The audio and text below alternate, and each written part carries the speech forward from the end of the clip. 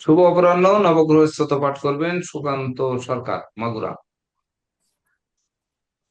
ওম জবাকুসুমো শঙ্কাশং কাশ্যপেয়ং মহাদুতিম ধান্তারিং সর্বপাপগ্নং প্রণতঃ দিবাকরম দিব্য শঙ্খ তুষারাভং ক্ষীরোদার্ণব সম্ভবম নমামি শশিনং ভক্তা শম্ভর মুখভূষণং ধরণী গর্ভ সম্ভূতং বিদ্যুৎপুঞ্জ সমপ্রভম কুমারং শক্তিহস্তং চ লোহিতাঙ্গং নমাম্যহম প্রিয়ঙ্গো কলিকা শ্যামং রূপেণা প্রতিমং বুধম সৌম্যং সর্বগুণপেতং নমামি শশিন সুতম দেবতানাং ঋষীণাং চ গুরুং কনকসন্নিভম বন্দভূতং লোকেশং তং নমামি বৃহস্পতিম হিমকুন্দ মৃণালাভং দৈত্যানাং পরমং গুরুম সর্বশাস্ত্র প্রবক্তারং ভার্গবং প্রণমাম্যহম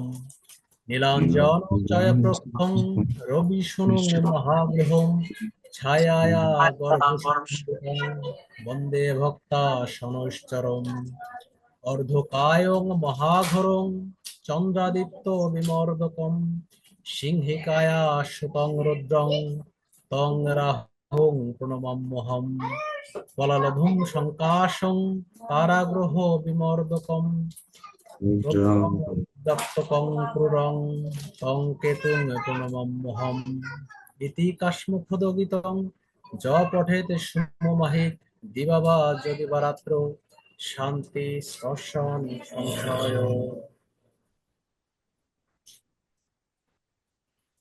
সনাতন অ্যাস্ট্রোলজিক্যাল কোচিং সেন্টার অনলাইন উচ্চতর জ্যোতিষ শিক্ষা। ক্লাস নাম্বার কত এটা আমার জানা নেই। তো চিকিৎসায় জ্যোতিষ ও প্রতিকার পদ্ধতি, ক্লাস নাম্বার কত হবে? আমাদের 55 স্যার। 55 না, 22 দিব না স্যার? এটা উচ্চতর উচ্চতর। উচ্চতরের হবে। 22। এটা ফিরে দিলে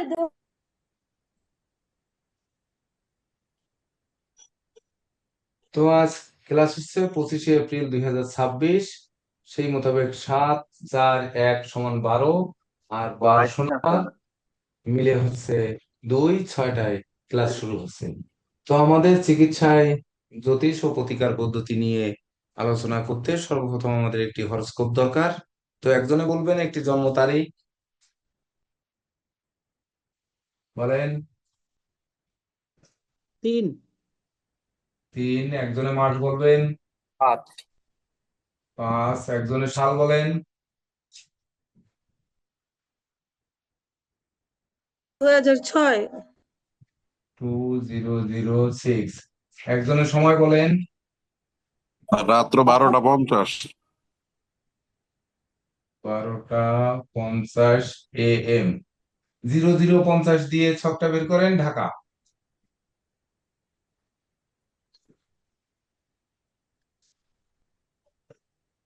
3রা মে 2006, রাত্র 12টা 50, ঢাকা জন্ম। স্যার মকর লগ্ন স্যার। মকর লগ্ন। মকর লগ্ন মিনে হচ্ছে শুক্র রাহু। শুক্র রাহু। শুক্র কত নাম্বার নক্ষত্রে, রাহু কত নাম্বার নক্ষত্রে?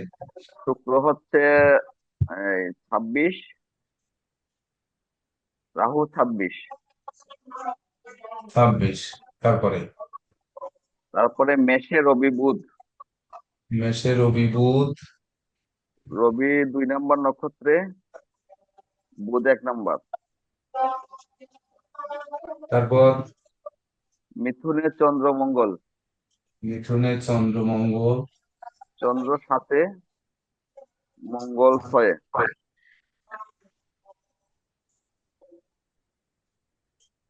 6। তারপর তারপর এই কর্কটে শনি কর্কটে 8। শনি 8। 8। কেতু কন্যায় কেতু 11 নম্বর। তারপর 11 নম্বর হয় কি করে? কন্যায় কেতু না 11 নম্বর হলো কি করে 12 কন্যায়? নম্বর। 12 নম্বর 12 নম্বর 12 নম্বর।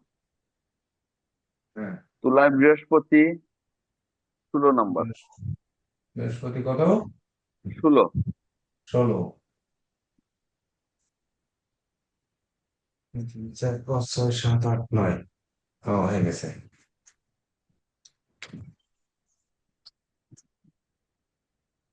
তাহলে চিকিৎসায় জ্যোতিষ আমাদের আগে একটি ক্লাস হয়েছে, আমাদের বিশেষ করে ওই ক্লাসের বিষয়ে তো আলোচনা করার দরকার নেই মনে হয়। তো আমাদের আজকের বিষয় কিন্তু চিকিৎসায় জ্যোতিষ, প্রতিকার পদ্ধতি এবং পরীক্ষার প্রস্তুতি।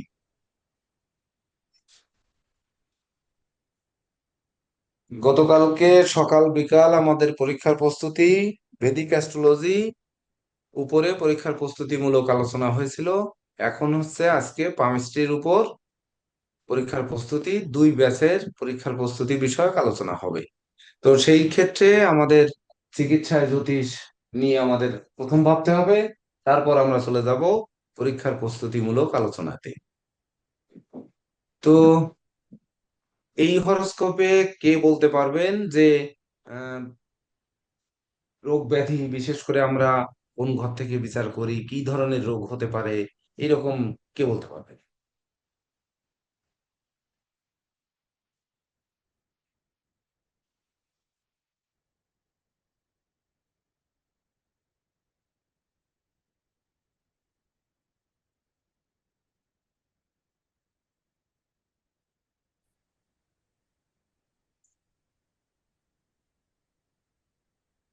এত সময় নিলে হবে? ষষ্ঠ ঘর থেকে আমরা রোগ ব্যাধি বিচার করি স্যার, হ্যাঁ, চন্দ্র এবং মঙ্গল। তাহলে চন্দ্র এবং মঙ্গল ষষ্ঠ ঘর থেকে ব্যাধি বিচার করি, তাহলে কি ব্যাধি ইনার হতে পারে? চন্দ্র এবং মঙ্গলের আপনার ব্যাধি হতে পারে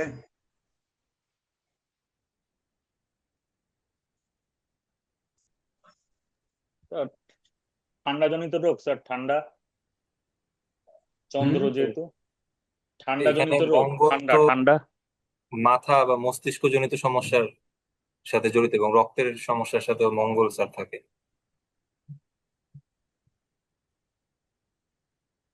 খুবই ভেবেচিন্তে বলতে হবে যে মকর লগ্ন সাপেক্ষে চন্দ্র মঙ্গল বৃহস্পতি 3টি গ্রহ হচ্ছে পাপ, যেটিকে আমরা গোল চিহ্নিত করেছি, এটি আমাদের লক্ষ্য রাখতে হবে যে চন্দ্র কিনা 7 নাম্বার নক্ষত্রে অর্থাৎ পুনর্বসু বৃহস্পতির নক্ষত্রে বসে আছে, মঙ্গল মিথুনের 6 নাম্বার আদ্রা নক্ষত্রে অর্থাৎ রাহুর নক্ষত্রে। তাহলে রাহু এবং বৃহস্পতি কিন্তু ওখানে কানেক্টেড হয়েছে।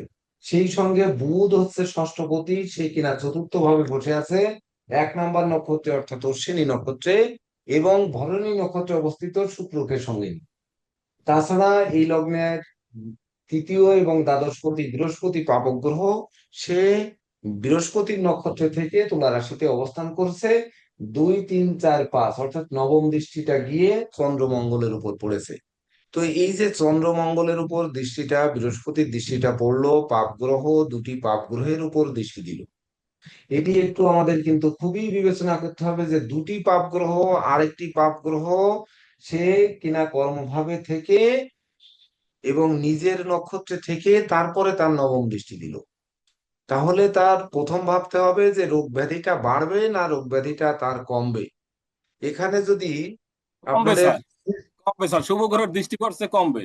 আর ওই অবশ্যই জায়গায় ওই মঙ্গল আছে, মানে রোগের কারণে যে ষষ্ঠ ঘরে যদি অশুভ গ্রহ থাকে, অশুভ গ্রহের কানেকশন থাকে, তারপরে শনি, রবি না শনি, আম, তারপরে যে শনি রাহু কেতু আর মঙ্গল, এরা যদি ষষ্ঠ ঘরে কোনো কানেকশন করে তাহলে রোগ বাড়বে।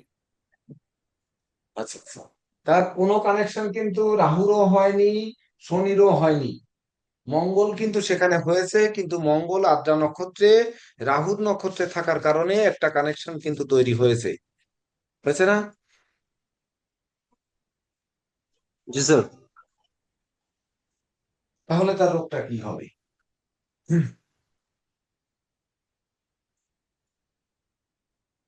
এখানে তো স্যার শনি পাপও আছে। শনি স্যার মারক, মকর মঙ্গলের লগ্নে রোগটা শনি রাহু রাহু দুটোরই বাড়িয়ে দিতে মারক। বিষয়টা, মঙ্গলের রোগটা যেহেতু রাহু কানেক্টেড, রাহু এটাকে বর্ধিত করবে। রক- রক্তের সাথে রিলেটেড কোনো সমস্যা?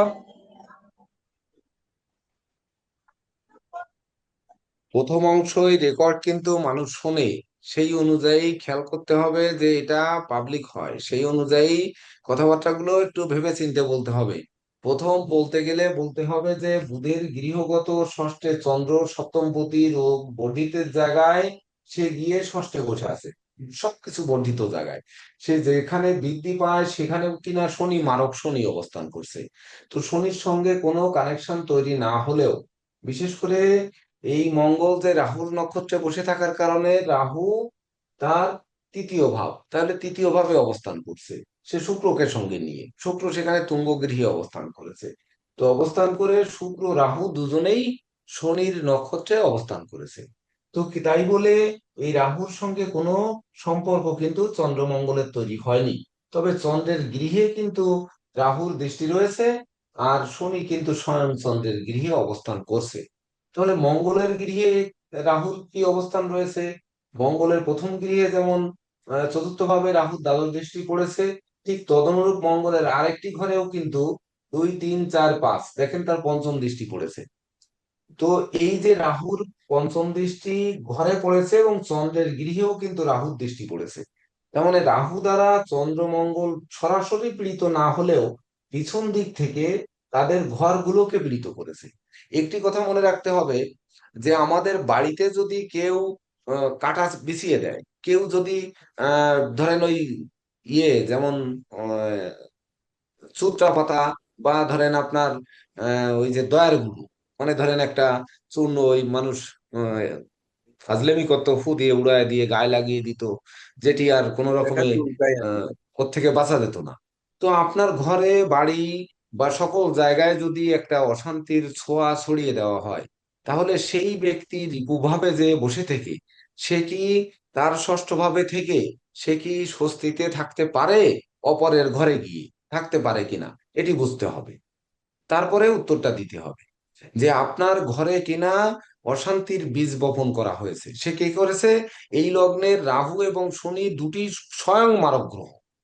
তো সেই মারক গ্রহ রাহু কিনা রোগের জায়গায় আমাদের ষষ্ঠ ভাবে যে দুটি গ্রহ রয়েছে সেই দুটি গ্রহের ভাবে কিন্তু সে দৃষ্টি দিয়েছে। কোথায়? চতুর্থ এবং আয়পতি মঙ্গল, সেই মঙ্গলের যে ঘরে 4 নম্বর ঘরেও দৃষ্টি দিয়েছে, আয়ের ভাবেও দৃষ্টি দিয়েছে। তো আয়ের ভাব থেকে রোগ বর্ধিত হয়। চতুর্থ ঘরে দৃষ্টি দেওয়া মানে তার মায়ের পীড়া, বা ধরেন বন্ধু দ্বারা অশান্তি, এমনকি জনপ্রিয়তায় ধস, তারপরে যানবাহন দুর্ঘটনা, এমনকি কন্যা সন্তানের ব্যাধি পীড়া, এগুলো কিন্তু করে চতুর্থ ভাবে। একাদশ ভাবে অবশ্যই যে জিনিসগুলো ভালো জিনিসগুলো বেশি পাবো, খারাপ জিনিসগুলোও কিন্তু বেশি পাবো। বিশেষ করে খারাপ জিনিস যেমন রোগ যদি একবার হয় সেটা বাড়বে। কাম ক্রোধ লোভ মোহ মদ মাৎসর্য, এই যে কামনা, এই কামনা শক্তিটাও কিন্তু একাদশ ঘরে বর্ধিত হয়। সেই সঙ্গে কর্মফলও দেয়। তাহলে কর্মফল যদি দেয়, তাহলে এই ব্যক্তি যদি, ধরে নেন আপনারা একটা কথা বলেছেন ঠান্ডার রোগ হতে পারে। আচ্ছা ধরলাম ঠান্ডার রোগ হলো, তাহলে ঠান্ডার রোগটা তার কোন ঠান্ডার রোগ হবে? ঠান্ডা তো অনেক রকম আছে, কাশি আছে, তারপরে ধরেন নাকে জল ধরা আছে, বুকে কফ জমা আছে। ঠান্ডা জনিত রোগে অনেক জায়গায় অনেক রকম প্রভাব বিস্তার করে থাকে। তাহলে সেটি কোন ধরনের প্রভাব বিস্তার করে, এটি আগে ভাবতে হবে।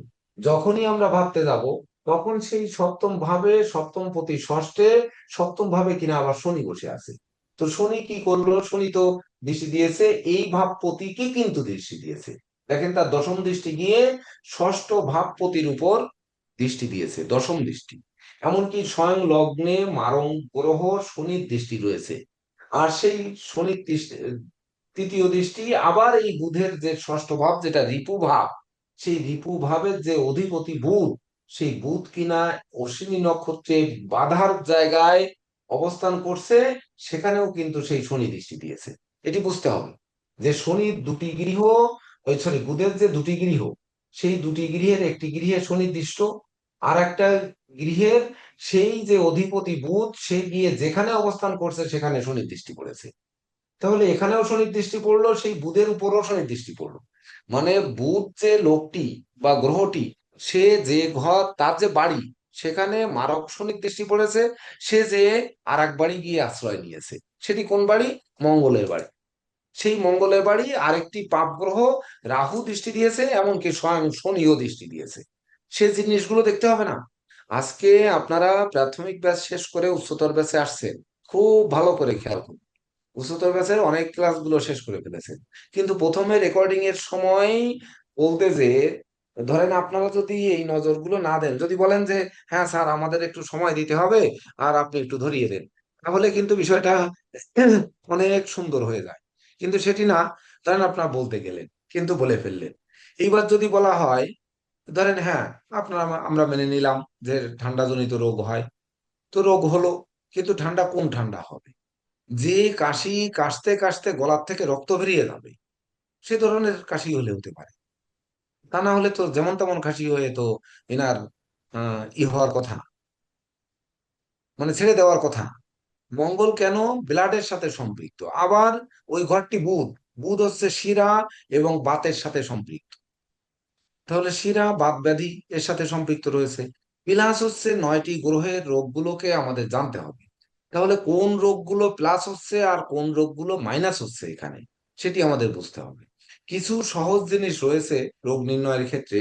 ধরেন যেমন রবির থেকে চন্দ্রের ডিগ্রি যদি বর্ধিত হয়, যদি শুক্লপক্ষের হয়, যদি কৃষ্ণপক্ষের হয়, মঙ্গলের ডিগ্রি, এখানে মঙ্গল এবং চন্দ্র যেহেতু রিপু ভাবে বসে আছে, তো চন্দ্রের ডিগ্রি বেশি না মঙ্গলের ডিগ্রি বেশি? মঙ্গলের ডিগ্রি কম নিশ্চয়ই, সে 6 নাম্বার নক্ষত্রে আছে, আর চন্দ্রের ডিগ্রি হচ্ছে বেশি।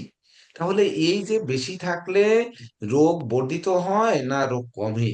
যেমন দেখা যাচ্ছে ধরুন আপনি একটি রোগের কারণে চিকিৎসকের কাছে গেলেন, যাওয়ার পরে কোনো রোগী আছে আমি সহ্য করতে পারছি না, শেষ মুহূর্তে আপনি গেছেন, তখন ডাক্তার বলবে যে এই রোগে আপনার অ্যাপেন্ডিক্স হয়েছে, ধরেন এটা অপারেশন ছাড়া কাজ হবে না। অপারেশনের সাজেশনটা কখন দেবে?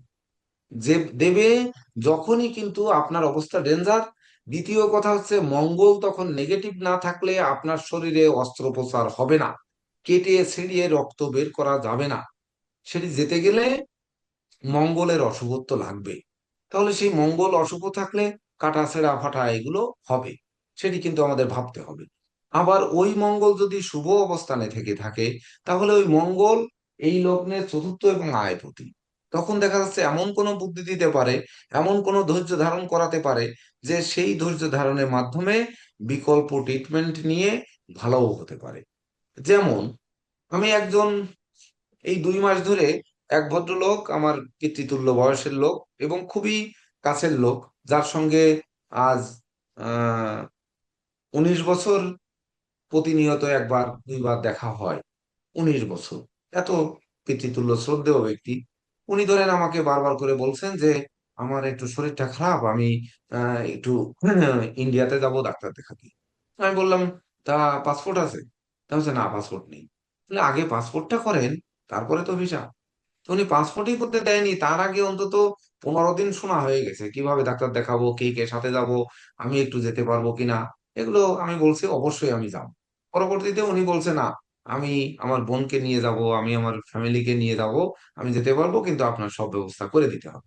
আমি বললাম দেবো। এইবার পাসপোর্ট করতে দিয়েছে, ধরেন করতে দিয়ে গতকালকে পাসপোর্ট পেয়েছে। তো গতকাল পাসপোর্ট পেয়ে গতকালকে আজকে সকালে এসে ইলেকট্রিসিটি নেই, তখন একটু দাঁড়িয়ে রয়েছি ওনার সাথে কথাবার্তা বলতেছি। তো উনি বলতেছে যে তাহলে আমি এখন ইন্ডিয়ান ভিসা তো পাওয়া যাচ্ছে না, এক একটা ভিসা 18-20 হাজার টাকা, তো এত টাকাতে ভিসা করে ইন্ডিয়ায় না যাই আমি সিঙ্গাপুর যাই। আমি বললাম এটা তো খুবই ভালো পরামর্শ। তা হচ্ছে সিঙ্গাপুরে আপনার কেউ আছে? তা হচ্ছে আপনি সিঙ্গাপুর নামবেন, এয়ারপোর্টের থেকে নিয়ে যাবে, যে কয়দিন আপনি চিকিৎসা নেবেন সেই কয়দিন চিকিৎসা নেওয়ার পরে আবার এয়ারপোর্টে এসে আপনাকে পৌঁছে দিয়ে যাবে এই লোক, আমি ওখান থেকে দেব। তা বলছে আচ্ছা ঠিক আছে, তাহলে আমি আজকে সিদ্ধান্ত নেব। এর মধ্যে কিন্তু আবার গতকালকে বলছেন যে আসলে আমি ওই ইউটিউব দেখে দেখে ইন্ডিয়ান কিছু ওই কাজু বাদাম টাদাম ইয়ে খাওয়া দাওয়া শুরু করেছি। তা পাশে একজন বলতেছে যে একেবারে আয়ুর্বেদ যেন সঙ্গে নিয়ে আসছে। তাহলে রোগের যন্ত্রণায় ওই যে ব্যক্তি, মানে উনি সেই পিতৃতুল্য ব্যক্তিটি যেভাবে ধরেন তার মত পরিবর্তন করছে, এই মত পরিবর্তনটা কে করে এটি ভাবতে হবে।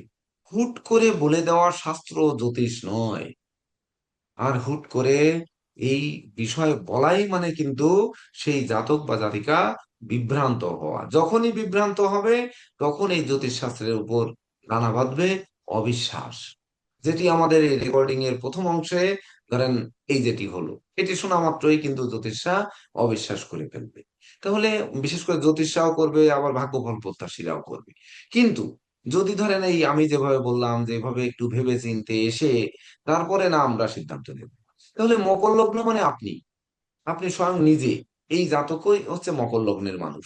তাছাড়া সে 3 তারিখে জন্মগ্রহণ করেছে, বৃহস্পতির তারিখে, বৃহস্পতি এই লগ্নে পাপ, 5 মাসে জন্মগ্রহণ করেছে, বুধ সে কিনা রাহুদিষ্ট, এবং বুধের ঘরই হচ্ছে তার রোগের জায়গা, মানে ষষ্ঠ ঘর। তারপরে হচ্ছে 2006 মানে 6 আর 2 8, যে কিনা লগ্নে লগ্নপতি শনির সালে তার জন্ম, যেটি এই লগ্ন সাপেক্ষে মারক, একমাত্র মারক গ্রহ, একমাত্র নয়, মানে রাহু শনি দুজনই মারক। তাহলে সব মিলে 3 5 3 8 8 16, 6 আর 1 7, কেতু হচ্ছে সেই কেতু কিনা ভাগ্যের জায়গায়। তাহলে ভাগ্যের জায়গায় মানে কি, সে গর্ভ থেকে, মাতৃগর্ভ থেকেই রোগ নিয়ে আসছে, ভাগ্যে তার রোগ নিয়ে আসছে, এটি কিন্তু নিউমারোলজি বলে। উপরন্তু সে 12টা 5-এ জন্মগ্রহণ করেছে, তাহলে 12টা 5 মানে 2 এর 1 3 5 আর 3 8, তাহলে কি আবার শনি। তাহলে সেই শনিকে সঙ্গে নিয়ে যার লগ্নে বসে আছে, লগ্নে দৃষ্টি দিয়েছে, তাহলে লগ্ন থেকে আপনারা যদি দেহ আর মন বিচার করেন, তাহলে দেহের কোন জায়গাটায় রোগ হবে সেটি আপনি লগ্ন থেকে আগে বিচার করে আসবেন। তাহলে কালপুরুষের অঙ্গ বিভাগের রাশি চক্রের 10ম রাশি হচ্ছে আপনার মকর রাশি, সেটি হচ্ছে আপনার লগ্ন, যেটা থেকে আপনি আপনার মন মানসিকতা বিচার করবেন। তা আপনার মন কেমন, এই লোকের মন কেমন, সেটি আগে আমার বুঝতে হবে। তারপরে তার রোগ ব্যাধি কি হতে পারে, তার জন্মগতভাবে সে কেমন হয়েছে। আজকে একটি মেয়ে এলো, সে আমার এক বন্ধু ক্লায়েন্টের মেয়ে, কিন্তু মাস্টার ডিগ্রি পাশ করে গেছে, ধরেন এই বিসিএস এ টিকে আছে, এরকম গেজেট হওয়ার অপেক্ষায় আছে। তার হাতে আহ, একটা স্টান, এখানে 2টো আঙ্গুল আর কি, বৃদ্ধাঙ্গুলি 2টো, ডান হাতে, কিন্তু বাম হাতে না। তো সে অপারেশন করাবে ঢাকায়, কি হসপিটালে যেন, সেখানে দেখায় আসছে, বলছে অপারেশন এটা আগে করায় ফেলেননি কেন, এটা করালে কোনো সমস্যা নেই। আমি বললাম যে মহান রাব্বুল আলামিন আপনাকে একটি আঙ্গুল বর্ধিত করে দিয়েছে, তাহলে এমন তো হতে পারে যে আপনাকে চেনার জন্য দিয়েছে, উনি ওনার দৃষ্টি দিয়ে চিনে রাখবে আপনাকে, চেনার জন্য, যে ওই মেয়েটিকে আমি দুনিয়ার বুকে পাঠিয়েছিলাম ওনার হচ্ছে একটা এক্সট্রা আঙ্গুল দিয়ে, ওনার মনে রাখার জন্য। তাহলে ওই আঙ্গুলটি আপনি কেন কেটে ফেলবেন? এই আঙ্গুলটায় কি ব্যথা, এই আঙ্গুলটায় কি যন্ত্রণা, এই আঙ্গুলটা কি আপনার বর্ধিত হয়ে যাচ্ছে কি এমন? তা বলতেছে তার মা বলছে এখন বিবাহের সময় মেয়েটির মন খুব খারাপ হয়ে যাচ্ছে, যদি দেখতে কেমন দেখায়, যদি পাত্রপক্ষ এরকম না করে। আমি বললাম ওইটা কাটলেন, আপনি অপারেশন করলেন, বাইসেন্স যদি ধরেন ওখানে কাটার কারণে কোনো শিরা কেটে গেল, আঙ্গুলের ভিতর তো শিরা থাকবেই, তাহলে সেটি কেটে গেল, কেটে যাওয়ার কারণে আপনার হাতটি শুকিয়ে গেল ধরেন ধীরে ধীরে, তখন আপনি কি করবেন? আপনি একজন বিসিএস কর্মকর্তা হচ্ছেন কিছুদিন পরে, তো হওয়ার পরে আপনি কি করবেন? আপনার ডান হাতটি যদি অকেজো হয়ে যায়, তো আপনি আরেকবার একটু ভাবুন। তো তখন তার বাবা মা এত মোহিত হয়ে গেছে যে জ্যোতিষের কাছ থেকে এই রকম কথা শুনবে, এটি তো আশা করে নেই। তারা বরং ভেবেছে যে হ্যাঁ আমি ওই অপারেশন করার পরামর্শ দিয়ে দেবো, দিয়ে দিলে হয়তো মেয়েটা ই হবে, বা নিষেধ করলেও হয়তো করে দেবো যে না এটা অপারেশন করেন না, ভালো হবে না। কিন্তু এটি এত সুন্দরভাবে বুঝিয়ে বলার কারণে, ওই যে বললাম বন্ধু মতো ক্লায়েন্ট আর কি, কিন্তু তিনি এত, তারা 2জন ব্যক্তি গভর্নমেন্ট জব করতেন, রিটায়ার্ড করেছেন, তো কি করেছে তার সেটি বলে বোঝানো যাবে না। তাহলে সেই যে অবস্থানটা, অর্থাৎ মানুষের হৃদয়ের মধ্যে, গতকালকের ক্লাসে যেমন আমাদের জেকে দেব স্যার বললেন যে তিথি হচ্ছে আমি আপনার বাড়ি যাব, আর অতিথি হচ্ছে যে না বলে আসবে, সে হচ্ছে অতিথি, অতিথি। তাহলে তিথি রোগ সৃষ্টির কারক বা সবকিছুর কারক, আবার অতিথি সে কিন্তু আবার ওই নারায়ণের কারক, যে অতিথি নারায়ণ। তাহলে ভাগ্যফল প্রত্যাশী আপনার কাছে এলো, আর আমরা হুট করে বলে ফেললাম, এটি কিন্তু বলা যাবে না। এটি যেহেতু প্রফেশনাল কোর্স, এখন যেহেতু আপনারা সমাপ্ত করে কিছুদিন বাদে আপনারা পরীক্ষা দিতে যাবেন, তাহলে আমাদের পরীক্ষা দিব, পাশ করব এবং জ্যোতিষ হব, সেটি অবশ্যই গুছিয়ে বলতে হবে। দেখুন, এই লগ্নে 3rd হাউসে রাহু বৃহস্পতির গৃহগত হয়ে তুঙ্গস্থ শুক্রের সঙ্গে শনির নক্ষত্রে বসে আছে। তাহলে এমন তো হতে পারে এই ব্যক্তি কঠোর ধৈর্যশীল, এর মতো ধৈর্যশীল মানুষ কম হবে, কারণ মারক শনি সে জলরাশিতে বসে আছে, বা ধরুন জলরাশি, দ্ব্যর্থক রাশি, স্থির রাশি টাশি সবই বাদ দিলাম। ধৈর্যের জায়গায় তুঙ্গস্থ শুক্রের সঙ্গে রাহু শনির নক্ষত্রে মারক গ্রহ মারক নক্ষত্রে বসে আছে না? বৃহস্পতি শুক্র ক্ষেত্র বিনিময় করেছে না? জি স্যার। তাহলে ক্ষেত্র বিনিময় করলে তার দোষ নাশ পায় না? তাহলে এই ব্যক্তির কোন রোগ হলে সহজে যে ডাক্তার দেখাবে না, এটি তো প্রথমে আগে বলা যায়, যে সহজে চিকিৎসকের কাছে যাবে না। এখানে স্যার বৃহস্পতির দৃষ্টিও তো আছে। হ্যাঁ, দৃষ্টিও আছে। তাহলে বৃহস্পতি, না বৃহস্পতির দৃষ্টি নেই, ওখানে বৃহস্পতির দৃষ্টি নেই। তো বৃহস্পতির দৃষ্টি ধনভাবে আছে। তো এই যে বৃহস্পতির গৃহগত থাকার কারণে তাকে ওই শুক্র দেবে সাহস, কারণ শুক্র পঞ্চম দশমপতি। শুক্র পঞ্চম দশমপতি, সে তো শুভকারক গ্রহ। এমনকি যদি এই লগ্নে কোনো রাজ্য বলে কাউকে বলতে হয়, সেটি শুক্রকেই বলতে হবে, আর কাউকে তো বলার সুযোগ নেই। তাহলে সেই শুক্র তুঙ্গ হয়ে লগ্নপতিকে সঙ্গে নিয়ে, লগ্নপতির নক্ষত্রকে সঙ্গে নিয়ে বসে আছে। তাহলে রাহু ওখানে গিয়ে ডিস্টার্ব করবে, ধৈর্যের বাঁধ ভেঙে দেবে কিভাবে? রাহু তো শুক্রের মায়ায় প্রেমে হাবুডুবু খাবে ওখানে, খাবে না? কারণ রাহু মায়াবী না, রাহু রহস্যময় না। কোন রহস্য? কেতু গোপন রহস্য, আর রাহু কোন রহস্য? হ্যাঁ, ওপেন রহস্য। তাহলে প্রকাশ্য। ওপেন রহস্য সে ওখানে দেখিয়ে সে কিন্তু হাবুডুবু খাচ্ছে। আর সেই কিনা দেখুন আপনার কিভাবে, মানে শনিকে লগ্নপতিকে দৃষ্টি দিয়েছে। আরে বাপ রে! শুক্রর পাওয়ার তো অনেক বেশি স্যার এখানে। হ্যাঁ, বেশি। তাহলে শুক্র বৃহস্পতি পঞ্চম দিয়ে দশমপতি। হলো, আবার শনির নক্ষত্রে গিয়ে হলো, আবার এখানে রাজ্যকারী হিসেবে হলো, তুঙ্গস্থ আছে, এই দিক দিয়ে হলো। তাহলে এবার আগে সিরিয়াল অনুযায়ী বলতে হবে যে এই মকর লগ্নের জাতক জাতিকার, তার দেখতে হবে যে আগে মন মানসিকতাটা, তার মন মানসিকতাটার ক্ষেত্রে সপ্তম ভাবে অবস্থান করছে সেই শনি। তাহলে মনকে সপ্তম ভাবে নিয়ে গেছে। 2 8 19 75।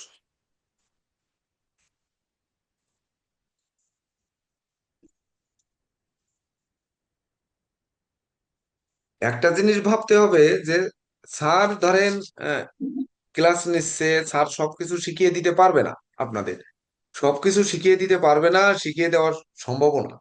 কিন্তু আপনাদের যতটুকু বোঝানোর চেষ্টা করি, ততটুকু আপনাদের একটু ধরে নেওয়ার চেষ্টা করতে হবে, না হলে তো এটি আদৌ ঘরে গিয়ে শিখিয়ে দেওয়া যায় না। এটি কিন্তু গুরুমুখী বিদ্যা। তো গুরুমুখী বিদ্যা যদি সেটিকে আহ, দূরে থেকে থেকে, দূরে নয়, আপনারা তো আমার কাছেই আছেন, আমার সামনেই তো বসে আছেন সবাই, তাহলে সেখানে থেকে শিখছেন, এটি তো একেবারে হাতে কলমে শেখার মতোই হচ্ছে। কিন্তু আমরা সেটিকে বিবেচনা করব। তাহলে শনির, আমরা যদি 9টি গ্রহের রোগ ব্যাধি আপনাদের পড়তে বলেছিলাম, যে 9টি গ্রহের রোগ ব্যাধি আমরা পড়েছি কিনা, এটি হচ্ছে প্রথম কথা। দ্বিতীয় কথা হচ্ছে যে আমরা 12টি রাশির যে রোগ ব্যাধি সেগুলো পড়তে বলেছিলাম, তাহলে সেগুলো আমরা পড়েছি কিনা। 12টি লগ্নের রোগ ব্যাধি সেটি আমরা পড়েছি কিনা। 12টি লগ্নের রোগ ব্যাধি, একটা লগ্নের কয়টা করে রোগ, হয়তো 10টা করে রোগ হবে, বা সেই 10টা করে হলে 12টা লগ্নে 120টা। আর হচ্ছে 12টা রাশির 10টা করে রোগ হলে তাও ওই প্রায় সেম সেম 8টা থাকবে, আর দুটো ভিন্ন হবে। তার মানে ওইখানে 120টার জায়গায় 12 দুগুণে 24টা বাড়বে, তাহলে 144টা হবে। এবার 9টা গ্রহের হয়তো 9 10 কে 90টা, তো 144 আর 90, এই কয়টা রোগ মনে রাখা যাবে না? 234টা রোগ, এটা মনে রাখা যাবে না? তার জন্য তো এই সূত্রই আপনাদের সাপোর্টটা দিয়ে দেবে, যে হ্যাঁ আমি রোগটা এইভাবে নির্ণয় করব। তাহলে এখানে চন্দ্র যে দোষটা করেছে, আমাদের কথা হচ্ছে যে সপ্তম পতি চন্দ্র ষষ্ঠ ভাবে রিপু ভাবে গেল, তাহলে সে হচ্ছে পরে রোগ বর্ধিত কারক। সে 7 নাম্বার নক্ষত্রে মঙ্গলকে পার করে আসছে। তাহলে রোগ তার যে চিরস্থায়ী যে রোগ হওয়ার কথা, সেটি কিন্তু ওভার করে আসছে। আমি এখানে কিছু কথা চেপে যাচ্ছি, ওই যে কথা বলছিলাম আপনাদের, সেই জায়গায় কিন্তু যেতে আপনাদের নেওয়া যাচ্ছে না।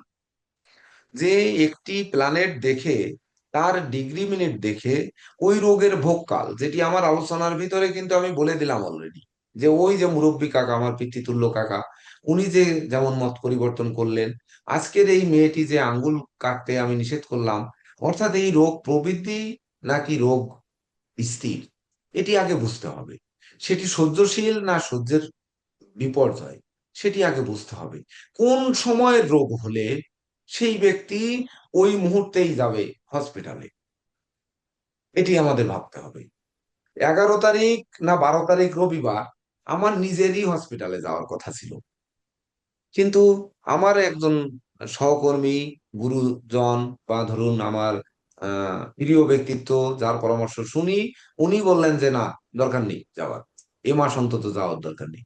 আমি দেখলাম যে এ মাসে আমার এত পরিমাণে জিনিসপত্র নষ্ট হচ্ছে, তো আসলে আমার ওই হসপিটালে গেলে দেখা গেল সেই দিকেই আমার আরো বেশি নষ্ট করে নিয়ে বসে থাকতে হবে। তাহলে আরো হিতে বিপরীত হতেও পারে। নিজের পরামর্শ তো রয়েছে, উপরন্তু আরো একজনের পরামর্শ নিয়ে সেখান থেকে আমি বেরিয়ে এলাম। তাহলে এই যে বিষয়গুলো, এই বিষয়গুলোকে আমাদের একটু চিন্তা করতে হবে রোগের বেলায়।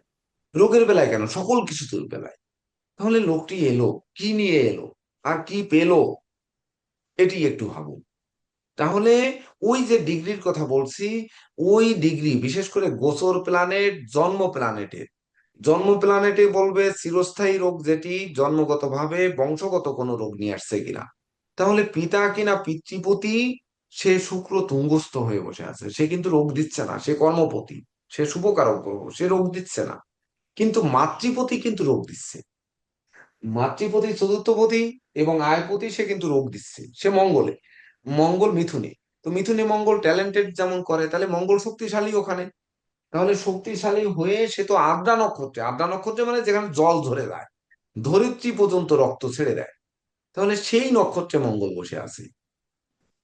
তাহলে এখানে রক্তক্ষরণ কিছু হবে, তো রক্তক্ষরণ কোথায় হবে সেটি বুঝতে হবে। এমনকি অমাশয়, ঠান্ডা অমাশয় হতে পারে, ক্রনিক ডিজিজ, রক্ত আমাশয় যেটা বলে সেটা হতে পারে। এটাও কিন্তু কোল্ডের সাথে মঙ্গলের সম্পৃক্ততা। কিন্তু কথা হচ্ছে সেটি কি জন্মগতভাবে কেন নিয়ে আসছে, সেটি কিভাবে বুঝবো? বা দীর্ঘস্থায়ী রোগ কিভাবে নিয়ে আসছে? মারক শনি কিনা এই লগ্নের সপ্তমপতি চন্দ্রের গৃহে অবস্থান করেছে, আর সেই চন্দ্র কিনা ষষ্ঠে অবস্থান করছে এবং শনি সরাসরি দৃষ্টি দিয়েছে। আর যে ঘরটায় অবস্থান করছে সেখানে শনি নবম গৃহে, সেই শনি দৃষ্টি দিয়েছে ভাগ্যভাবে। নিউমারোলজিতে কেতু যেটা রয়েছে সেই কেতু ভাগ্যভাবে রয়েছে। আর হচ্ছে এই ষষ্ঠপতি বুধ এবং ভাগ্যপতি বুধের উপরও শনি দৃষ্টি দিয়েছে। তাহলে লগ্নের পরে যার দেহ, তার উপরে পাপ শনি দৃষ্টি দিয়েছে। আর হচ্ছে যে রোগপতি যে বুধ, তার উপরেও সেই পাপ শনি দৃষ্টি দিয়েছে। উপরন্তু আর একজন পাপ রাহুও কিন্তু বুধের পরে দৃষ্টি দিয়েছে।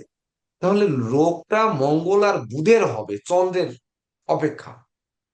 আর চন্দ্রের ডিগ্রিকে মঙ্গল কিন্তু, মানে মঙ্গলের ডিগ্রিকে চন্দ্র কিন্তু ওভারটেক করে চলে আসছে। যখনই চলে আসছে তখন চন্দ্রকে কিন্তু আর আটকাতে পারেনি, চন্দ্র তার নিজের গৃহের দিকে আসছে। আবার যদি চন্দ্রকে গোচর বিচার করব আমরা রাশি থেকে, তখন 2, 3, 4, 5, 6 এই যে ষষ্ঠ ঘর মানে আয় ঘর, তাহলে রাশির আয় ঘর ও মঙ্গল, মানে সরি লগ্নের আয় ঘর আর রাশির ষষ্ঠ ঘর সেও কিন্তু মঙ্গল। সেই মঙ্গলটা কিনা আমার লগ্নে। তাহলে শনি মঙ্গল বুধেরই তো রোগ হবে, আর কোনো রোগ কেন হবে, চন্দ্রের কেন হবে এখানে, এটি আগে বুঝতে হবে। আর চন্দ্রের যদিও হয় তাহলে সেটাকে পরিবর্তন করবে, কিন্তু শনি মঙ্গল বুধের রোগ আর পরিবর্তন হবে না।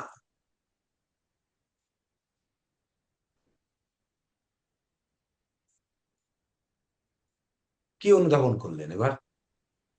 স্যার একদম ধ্যানে ঢুকাই দিচ্ছেন স্যার। গুরুদেব কোথায় ডিগ্রিটা, বৃহস্পতির চিন্তা করবো, কোথায় রাহুর চিন্তা করবো, হিসেবটা পুরোই ঘুরে গেছে স্যার। গুরুদেব ডিগ্রিটা ভালো বুঝি না, ডিগ্রিটা একটু বুঝাই দেবেন ডিগ্রিটা। ডিগ্রি বোঝাবো না এখন, ডিগ্রিটা আমি কখনোই এখন বোঝাবো না, এটা কিন্তু বলে দিচ্ছি আমি। এইটাই আপনারা তো এইটাই ডিগ্রি নোট করতে আচ্ছা শিখেননি, আসছি। সুভাষ দা, আপনারা সুভাষ দা, আপনি ডিগ্রি বের করে শিখতে দেন না। চাননি। যদি চাইতেন তাহলে যখন আমরা ওই ঘন্টা মিনিটের যোগ বিয়োগ করেছি, ডিগ্রির যখন যোগ বিয়োগ করেছি, তখন ওইটা চর্চা করতেন যে এই কয়টার থেকে এই কয়টা বিয়োগ করলে কি হয়, এই কয়টার সাথে এই কয়টা যোগ করলে কি হয়, ঝমাঝম করে করে শিখতেন, আমাকে সহযোগিতা করতেন ঘন্টা মিনিট সেকেন্ডের যোগ বিয়োগ করে। অথচ আমার ওই দুই এইখানে শূন্য তো যে পরিমাণে ঘন্টা ডিগ্রি মিনিট মিনিট সেকেন্ডের যোগ বিয়োগ করতে পারে, ওই সেই তাদের যদি 100 ভাগের 1 ভাগও করতেন আপনারা, এই ঘন্টা মিনিট সেকেন্ডের যোগ বিয়োগ আমার দুই শূন্যের থেকে যদি 1 ভাগ করতেন, তাহলে আজকে আমি এটি শিখাতাম, যে এখানে ডিগ্রি বসিয়ে না স্যার, 12টা এই যে কথাগুলো বললাম এতক্ষণ, এই কথাগুলোকে একটা কথায় রূপান্তর করে নিয়ে আসা যায়,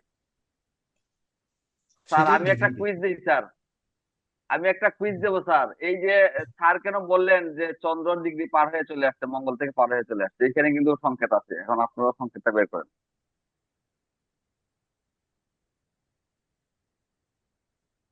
আপনাকে ক্লিয়ার রবি দেখা যদি যাচ্ছে না স্যার। রবি যদি এখানে 2 নাম্বার ভরণী নক্ষত্রে থাকে, আর চন্দ্র যদি 7 নাম্বার অর্থাৎ পুনর্বসু নক্ষত্রে থাকে, তাহলে ভরণী থেকে পুনর্বসু পর্যন্ত কয়টা নক্ষত্র? মানে 5টা নক্ষত্র। মাঝখানে 4টে, 5 নাম্বারে আসছে।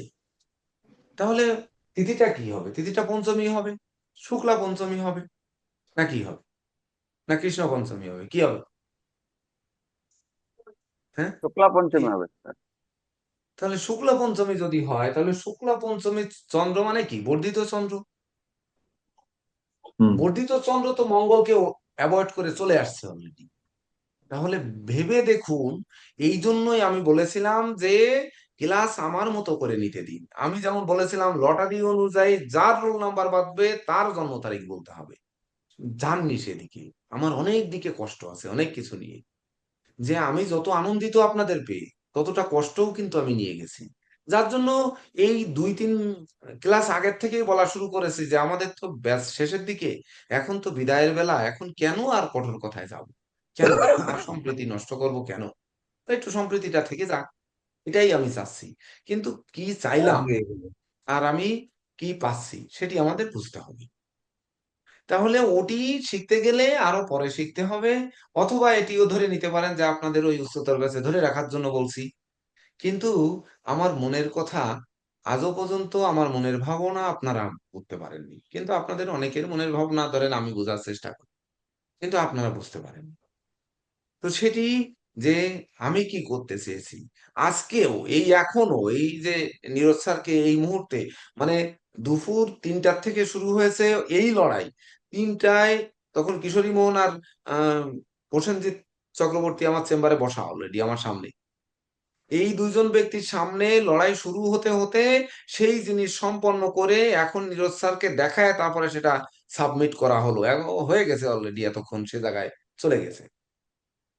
তাহলে এই যে জিনিসগুলোর ভিতর থাকি, আমি যে মেতে থাকি, তার ভিতরে থেকে আপনাদের এই ক্লাসও কিন্তু নেই।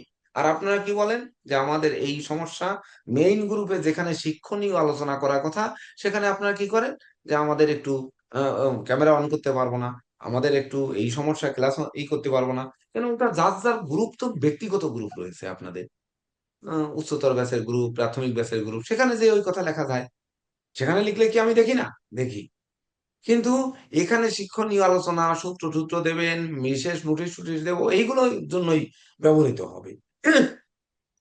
নতুন শিক্ষার্থীরা যারা ভর্তি হয়েছে, যে 19-20 জন ভর্তি হয়ে গেছে, তাহলে সেখানে সেই যে ভর্তি হয়েছে তাদের তারা যুক্ত হচ্ছে, তারা ওখানে ওইগুলো দেখতেছে, তাহলে এই জিনিসগুলো শিখতেছে, অথচ আমি কিন্তু ঢেলে সাজানোর চেষ্টা করছি, আমি আপনাদের দেওয়ার চেষ্টা করছি, আজকে বুঝিয়ে দেওয়ার চেষ্টা করছি। এখন বুঝে না নিতে পারলে আমার করণীয় কি থাকতে পারে? স্যার আমি আমার প্রশ্নটা স্যার এই জায়গায় স্যার, যে এখানে চন্দ্র মঙ্গলের দিকে অতিক্রম করছে, এটা তো সহজেই বোঝা যাচ্ছে। চন্দ্র 7 নম্বর নক্ষত্র আছে, মঙ্গল 6 নম্বর নক্ষত্রে আছে, এটার জন্য তারা যখন ডিগ্রি না, দিতে দরকার প্রয়োজন নেই। নেই। রবিকেও তো অতিক্রম করে চন্দ্র আসছে। রবি যদি তো রবির আসছেই। সমসপ্তমে থেকে, আগের ক্লাসে শিখিয়েছি, সমসপ্তমে থেকে কৃষ্ণপক্ষের চন্দ্র রোগ যন্ত্রণা বা নেগেটিভ দিক বর্ধিত করবে, আর শুক্লপক্ষের চন্দ্র সবসময় শুভ দিকটা আনয়ন করবে। তাহলে সেই চন্দ্র, এখানে চন্দ্রকে না টেনে, হ্যাঁ চন্দ্র ইফেক্টেড, আমি না বলছি না যে চন্দ্র ইফেক্টেড না, কিন্তু চন্দ্রটা যতটা ইফেক্টেড, সেই জলরাশিতে কিনা শনি তো বসে আছে এখানে, তা হতে পারে শনি মারক, সে তো লগ্নপতি এবং ধনপতি, এটি বুঝবেন না? তাহলে ধনপতি হিসাবে, সপ্তমপতি হিসাবে অলওয়েজ মারক যে কোনো লগ্নের। তাহলে ধনপতি শনি নিজে নিজের ধন সম্পদ নিজে উই পোকা দিয়ে খাইয়ে দেবে, আবার নিজের বউকে পরের হাতে তুলে দেবে, বা নিজের স্বামীকে অপরের হাতে তুলে দেবে এখানে, এই শনি সপ্তমে থেকে। তাহলে কি করবে? তাহলে শনির দৃষ্টিটা মারক হবে, বেশি মারক হবে। তাছাড়া এই লগ্নের রাশিপতি রাশি হচ্ছে 90 ভাগ না, আমি বলবো 95 ভাগ বা 99 ভাগ বিচার হওয়া উচিত রাশি থেকে। কিন্তু আমরা প্রথাগত ভাবে জ্যোতিষশাস্ত্রের যে সূত্র আসছে, সূত্রগুলো সবই আসছে লগ্ন থেকে। এই জন্য আমরা লগ্ন নিয়ে আমরা চলি। কিন্তু আমি কেসিপাল লগ্ন অপেক্ষা চন্দ্রকে নিয়ে 90 ভাগ চলি। এই জন্য আমি সবার বিরুদ্ধে। তাহলে চন্দ্র থেকেও যদি চলি, তাহলেও কিন্তু তার ষষ্ঠপতি মানে রিপুপতি, সে কিনা মঙ্গল, সে রাশিতে বসে আছে। তাহলে আগে নিজের দেহ মনের রোগটা খুঁজুন, লগ্ন থেকে যেমন খোঁজেন এখানে রাশি থেকেও খুঁজুন। তাহলে রাশি থেকে যদি খোঁজেন, তাহলে লগ্নের উপরও কিন্তু মঙ্গলের অষ্টম দৃষ্টি ছিল, তার মানে সেই মঙ্গলের কানেকশন আছে। তাহলে রোগটা মঙ্গলের আর বুধেরই হবে, মঙ্গল বুধ আর শনির হবে। তাহলে বুধের রোগগুলো কি আমাদের বুঝতে হবে? যে বাত ব্যাধি, নার্ভের রোগ, গালের ভিতর ফুসকা ফুসকা ঘা, পায়রিয়া, তারপর তুতলা, লালা ঝরা, এগুলোই তো বুধের রোগ। নার্ভের রোগ, সেরার রোগ, এই যাবতীয় এইগুলো, মানসিক বিষণ্ণতা, এগুলো হচ্ছে কিসের রোগ? মানে বুধের রোগ। শনির রোগ কি? যেমন দাউদ, একজিমা, চর্মরোগ, হাড় ক্ষয়, হাড়ের ভিতর মজ্জার পীড়া, বিভিন্ন ক্রনিক ডিজিজ যেগুলো সহজে সারে না, সেগুলো শনির রোগ। আর মঙ্গলের রোগ কি? কাটা ছেঁড়া, রক্তপাত, রক্ত আমাশয়, টিউমার, অর্শ, ফিস্টুলা, এই ইত্যাদি ইত্যাদি এইগুলো। তো এই ধরনের রোগগুলোর কম্বিনেশন তার জীবনের মধ্যে থাকবে। তাহলে এই তিনটির মধ্যে কোনটার থেকে কোনটা মাইনাস হবে? তাহলে সমরোগ আছে কিনা আগে বুঝতে হবে, রোগগুলোকে এক জায়গায় লিখতে হবে। আমি যে রোগগুলো বললাম, যে শনির রোগ, বুধের রোগ, আর হচ্ছে মঙ্গলের রোগ, এই তিনটি রোগকে 3 লাইনে লিখতে হবে। লেখার পরে দেখতে হবে যে আমার এর ভিতরে শনি কি করেছে, সে লগ্নে দৃষ্টি দিয়েছে, মঙ্গলও লগ্নে দৃষ্টি দিয়েছে, কিন্তু রাহু তো আর লগ্নে আমার কোনো দৃষ্টি দেয়, বা বুধও আমার লগ্নে কোনো দৃষ্টি দেয়নি, বুধ রাশির পরেও কোনো দৃষ্টি দেয়নি। তাহলে আমার এখান থেকে 3 লাইনের থেকে রোগটাকে, কোন রোগটাকে ছেড়ে দেওয়া যায়, ছাড় দেওয়া যায়, যেটিও না হতে পারে। এখন নতুন অবস্থায় আপনাদের এই করতে হবে, না করলে শিখতে পারবেন না বাবু, শেখা যাবে না, যতই বলেন না কেন শেখা যাবে না। আর এই যে বলার কথা বলাটাও আমার আসলে ভুল, কারণ এই শিক্ষাকাল সময় কেনই বা আপনাদের বলবো যে আপনারা একটু মন্তব্য করেন, এখন আপনারা তো এত দ্রুত মন্তব্য করার জায়গায় এসে পারেননি, কিন্তু বলবোই বা কেন, আবার বলবো না কেন? আমাদের প্রাথমিক ব্যাচেও মেডিকেল অ্যাস্ট্রোলজি ক্লাস হয়েছে, আপনাদের এই উচ্চতর ব্যাচেও হয়েছে, তাহলে 2 ব্যাচে হয়েছে। আজকে যে আমরা দুটি কথা বলতে পারবো না তা তো না, কিন্তু বলার আগে একটু সুন্দর করে আলোচনা করে সুন্দরভাবে বলবো, এটাই হচ্ছে আমার প্রত্যাশা। বলেন এবার, নীরজ স্যার যা বলতে চাইছিলেন এবার বলেন। এটাই বলতেছিলাম স্যার, যেমন সাধারণত সবার যেটা প্রশ্ন করলেন যে চন্দ্র কিভাবে ডিগ্রিটা অতিক্রম করলো। আমরা তো এখানে ডিগ্রি মিট লেখা হয় নাই, কিন্তু নক্ষত্র দেখে একটু বোঝা যাচ্ছে যে যেহেতু চন্দ্র 6 নম্বর নক্ষত্র অতিক্রম করে 7 নম্বর নক্ষত্রে চলে আসছে, মঙ্গল হুম। তখন 6 নম্বর নক্ষত্রে চলে রয়েছে, থেকে গেছে, তার মানে চন্দ্রের চেয়ে মঙ্গলের চেয়ে চন্দ্রের ডিগ্রিটা বেশি এখানে। দাও, এই বিষয়টা আমি ক্লিয়ার করতে চাইছিলাম। তো আমরা নিজস্ব এই সূক্ষ্ম বিষয়গুলা একটু নজর দিলে সূক্ষ্ম বিষয়গুলো খেয়াল হ্যাঁ রাখা স্যার, যায়, আর একটা খেয়াল রাখলে জিনিস কিন্তু বলবেন, ঠিক আছে।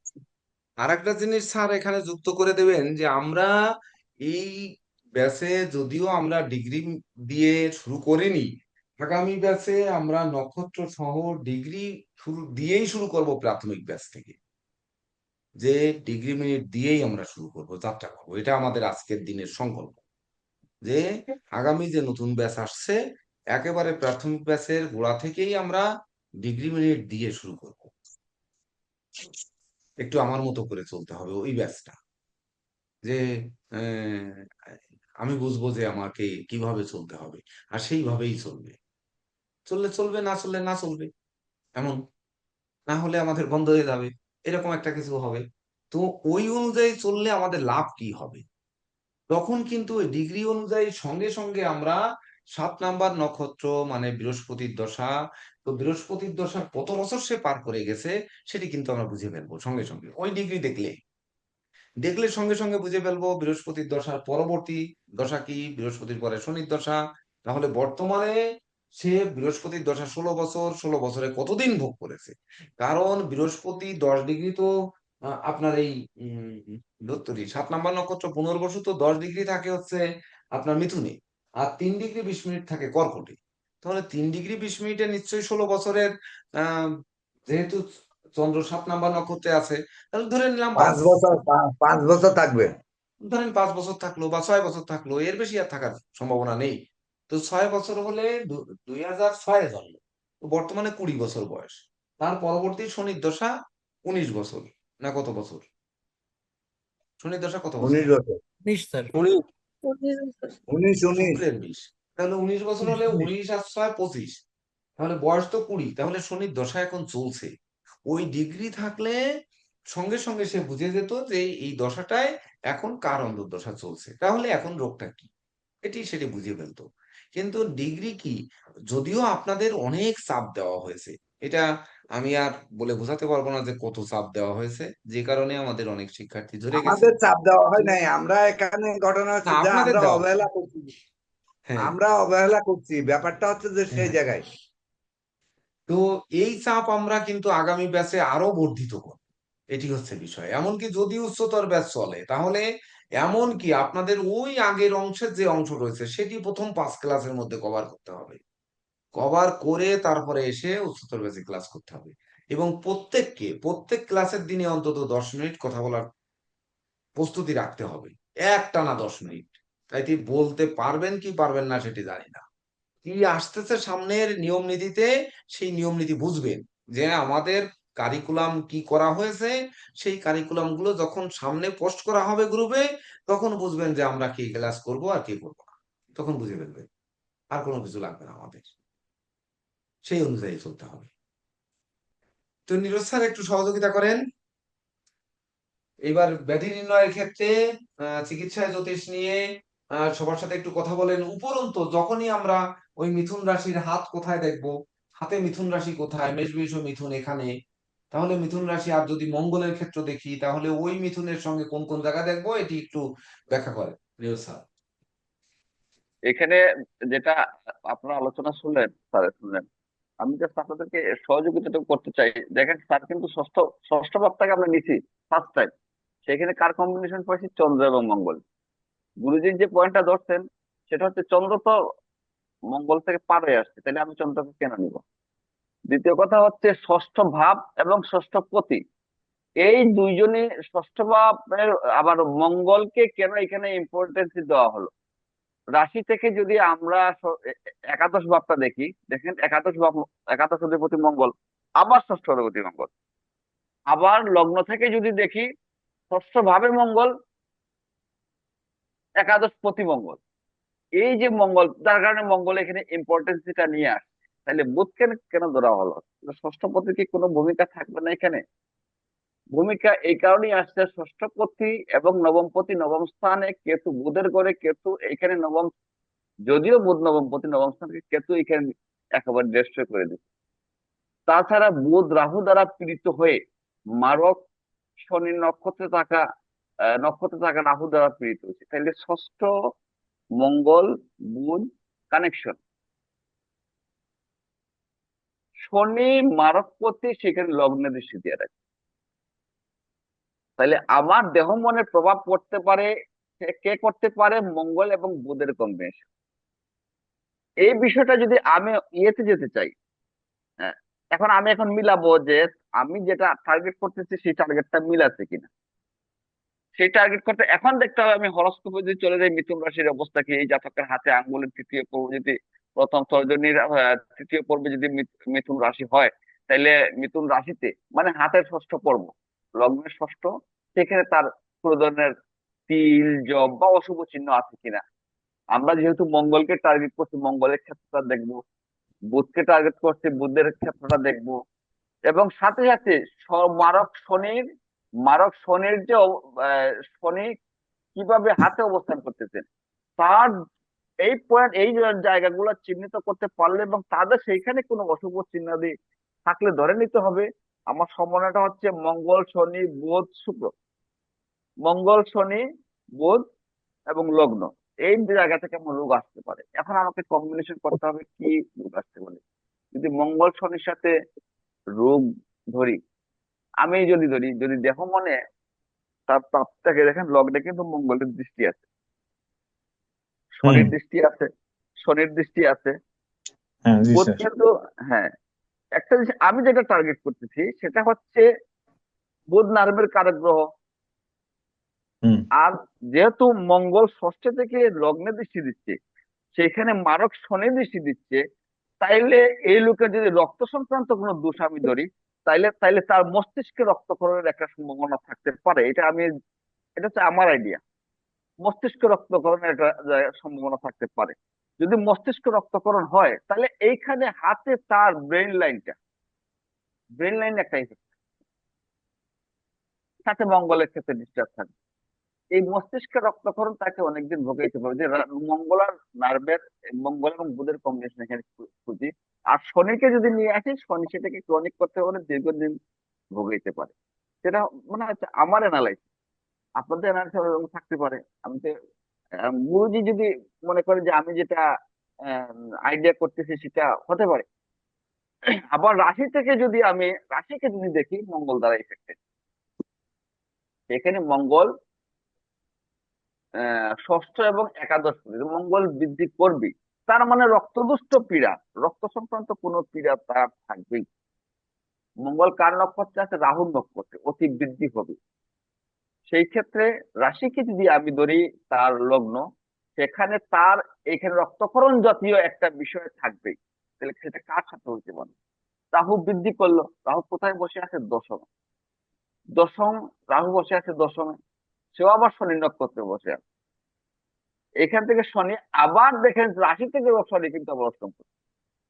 তার মানে শনি মঙ্গল বুধ, এই এই চক্র থেকে আমরা বের হতে পারতেছি না। সেই ক্ষেত্রে হাতে গিয়ে আমাদের মিথুন রাশি, মকর রাশির ক্ষেত্র, মঙ্গলের ক্ষেত্র, শনির ক্ষেত্র, ব্রেন লাইন। আর যেহেতু বুধ ফোর্থ হাউসে বসে আছে, আমরা হার্ট লাইনকে দেখতে পারি। আমি এইটুকু বোঝানোর চেষ্টা করছি গুরুজি, আমি যেটুকু বুঝতে পারছি আর কি। স্যার এখানে বুধ কি ফুসফুসকে নির্দেশ করেন না? যেহেতু ফোর্থ হাউসে আছে। হ্যাঁ হ্যাঁ ফোর্থ আমি তাই হাউসে বলছি আছে তো মানে তো ফুসফুসে হ্যাঁ, ফোর্থ হাউসে আছে মানে তো আমার, আবার দেখেন সে কেতু নক্ষত্রে আছে। তার মানে আমার ফোর্থ হাউসে কিছুটা রোগ হইতে পারে। কিন্তু এখানে গুরুজি একটা কথা কিন্তু বলে গেছেন যে আমি কোনটা মাইনাস করে করে আসি। যেমন আপনারা যদি খেয়াল করেন যে পুলিশের একমাত্র কাজ হইলো কোনো অনুষ্ঠান ইয়ের পরে, অকারেন্সের পরে সন্দেহ তালিকা পোষণ করা। তারা প্রথমে সন্দেহ তালিকা করে, সন্দেহ তালিকা থেকে আস্তে আস্তে বিচার করে সন্দেহ তালিকা থেকে মাইনাস দেয়। তো গুরুজির আজকের আলোচনায় আমি এটা বুঝলাম, সেটা হচ্ছে আপনাকে প্রথমে কিছু রোগ ধরে নিতে হবে যে এইসব হতে হতে পারে। তারপর সেখান থেকে কম্বিনেশন করে করে মাইনাস করে করে আপনাকে একটা জায়গায় এসে পৌঁছাতে হবে। যেটা আজকের আলোচনায় আমি যেটা বুঝতে পারলাম যে কম্বিনেশনে আসতে হবে, কম্বিনেশন করতে করতে আসতে হবে। কখন ভোগাইতে পারে ডিগ্রি মিটার অনুযায়ী, তার দশা কি চলতে পারে, অন্তর্দশা কি আসতে পারে, সেটা ডিগ্রি মিটার অনুযায়ী দশা অন্তর্দশা আসে। সেই অনুযায়ী তার কতদিন ভোগ্যকাল থাকতে পারে। এখানে শনি কিন্তু একটা বিরাট ভূমিকা রাখতেছে, কারণ শনি একদিকে মারক, আর একদিকে আবার রাশি থেকে অষ্টমপতি, অষ্টমপতি নবমপতি। কিন্তু অষ্টমের লগ্ন এখানে থেকে ষষ্ঠ ষষ্ঠক একটা বিষয় এখানে আছে। তার মানে শনি তার রোগী একটা বিরাট ভূমিকা পালন করবে। আর যখনই শনি চলে আসবে, তার বুধের সাথে যখন আপনি শনির কম্বিনেশন করবেন, বা ব্যথা দিক, দীর্ঘস্থায়ী রোগ, যেটা সে কন্টিনিউ ভুগবে। লগ্নে যেহেতু ডাইরেকশনে দৃষ্টি দিচ্ছে, সেখানে এইসব বিষয় সে বুঝতেই পারে।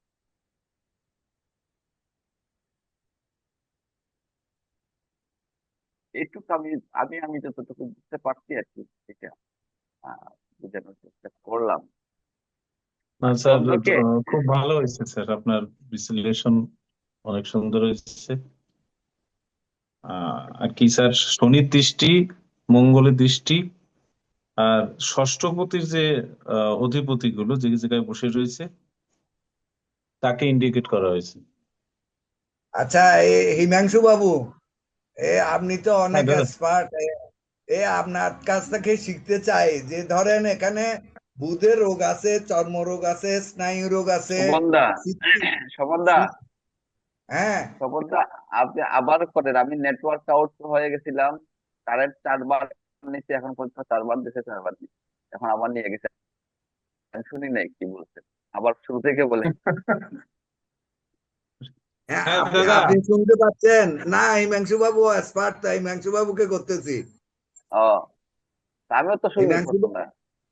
ওই হিমাংশু বাবুকে করতেছি যে ধরেন বুধের রোগ আছে, চর্ম রোগ আছে, স্নায়ু রোগ আছে, স্মৃতিশক্তি রোগ আছে, আবার শনির ধরেন দাউত আছে, ক্যান্সার আছে, তারপরে ধরেন বদহজম আছে, হাঁপানি আছে, কাশি আছে।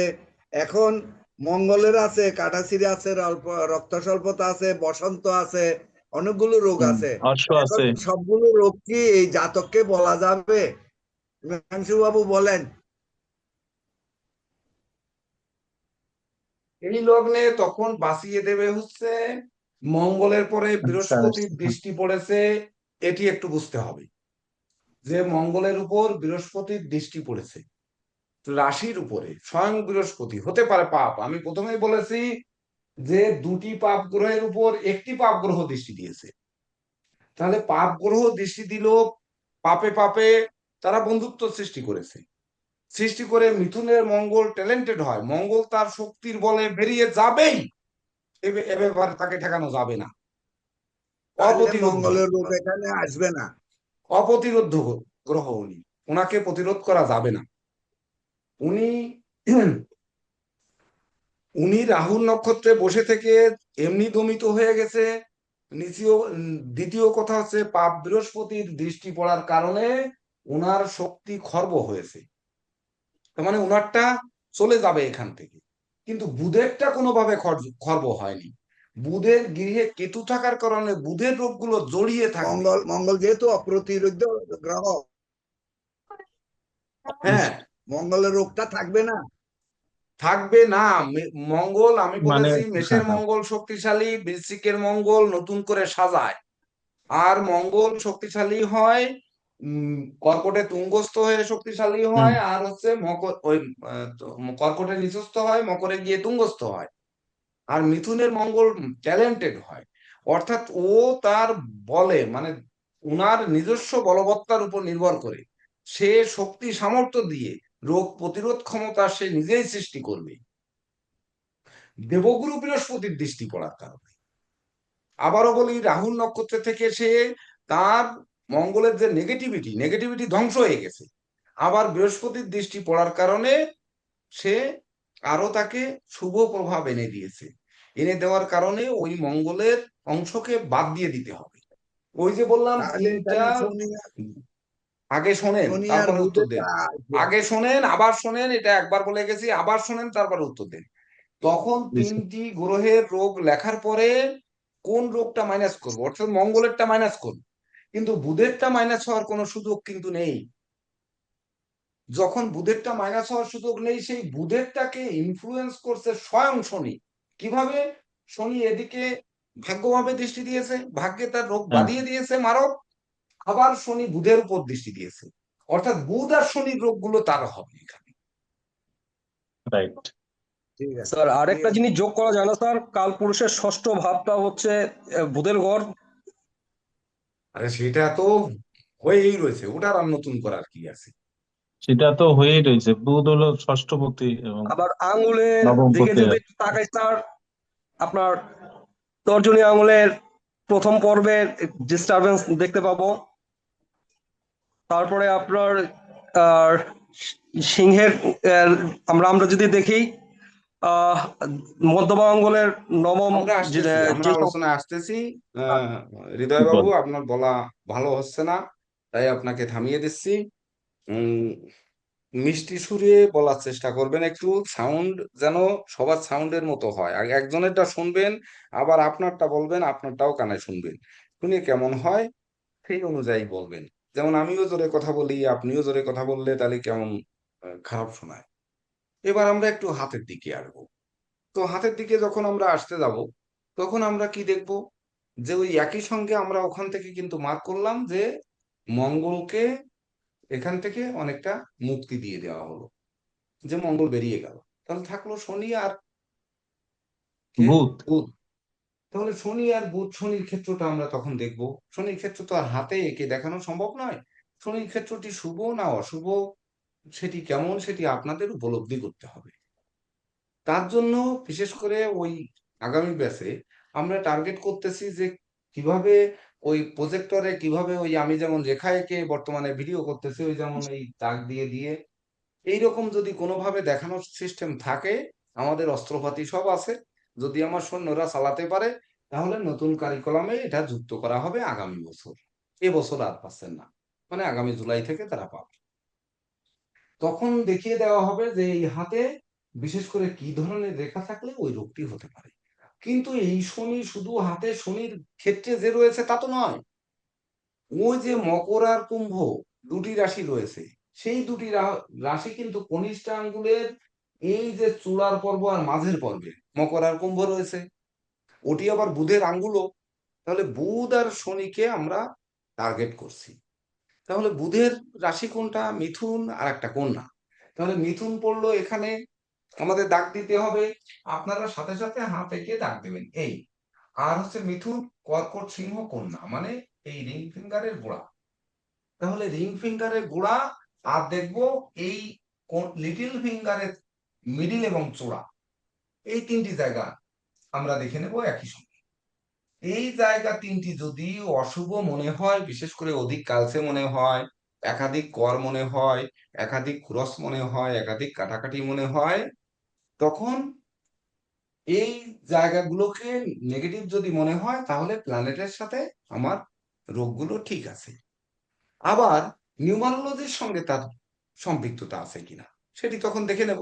তাই নিউমারোলজির সঙ্গে কিন্তু সম্পৃক্ততা আছে, যেহেতু একক বৃহস্পতির তারিখে জন্মগ্রহণ করেছে, বৃহস্পতি একক একা, সে কিন্তু একা হয়েই আছে। বৃহস্পতির পরে দেখেন কোন গ্রহ দৃষ্টি রবি বুধের দৃষ্টি দিল, কিন্তু আর কোন ভাইটাল গ্রহ শনি মঙ্গল রাহু এরা কিন্তু দৃষ্টি দেয়নি, বা শুক্র দৃষ্টি দেয়নি। যারা ক্ষতি করবে তারা কিন্তু দৃষ্টি দেয়নি।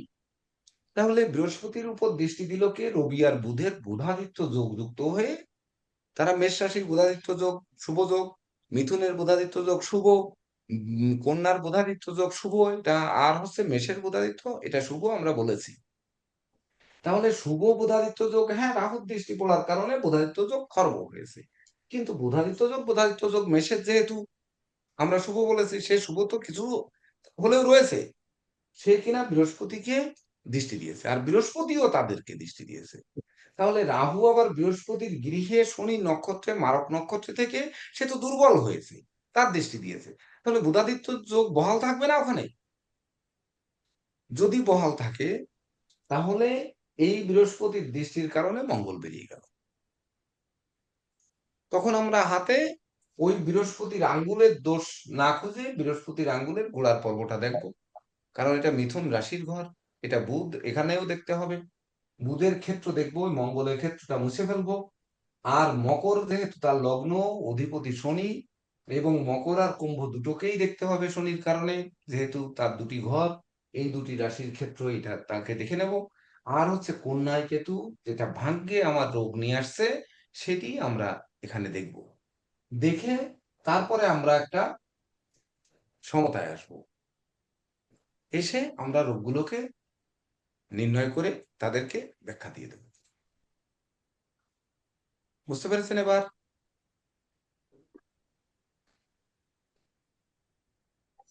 পেরেছেন নাকি না পারেননি? স্যার এবার কে কে একটা বুঝতে প্রশ্ন পারবেন? স্যার একটা প্রশ্ন রাখবো স্যার। দেখেন,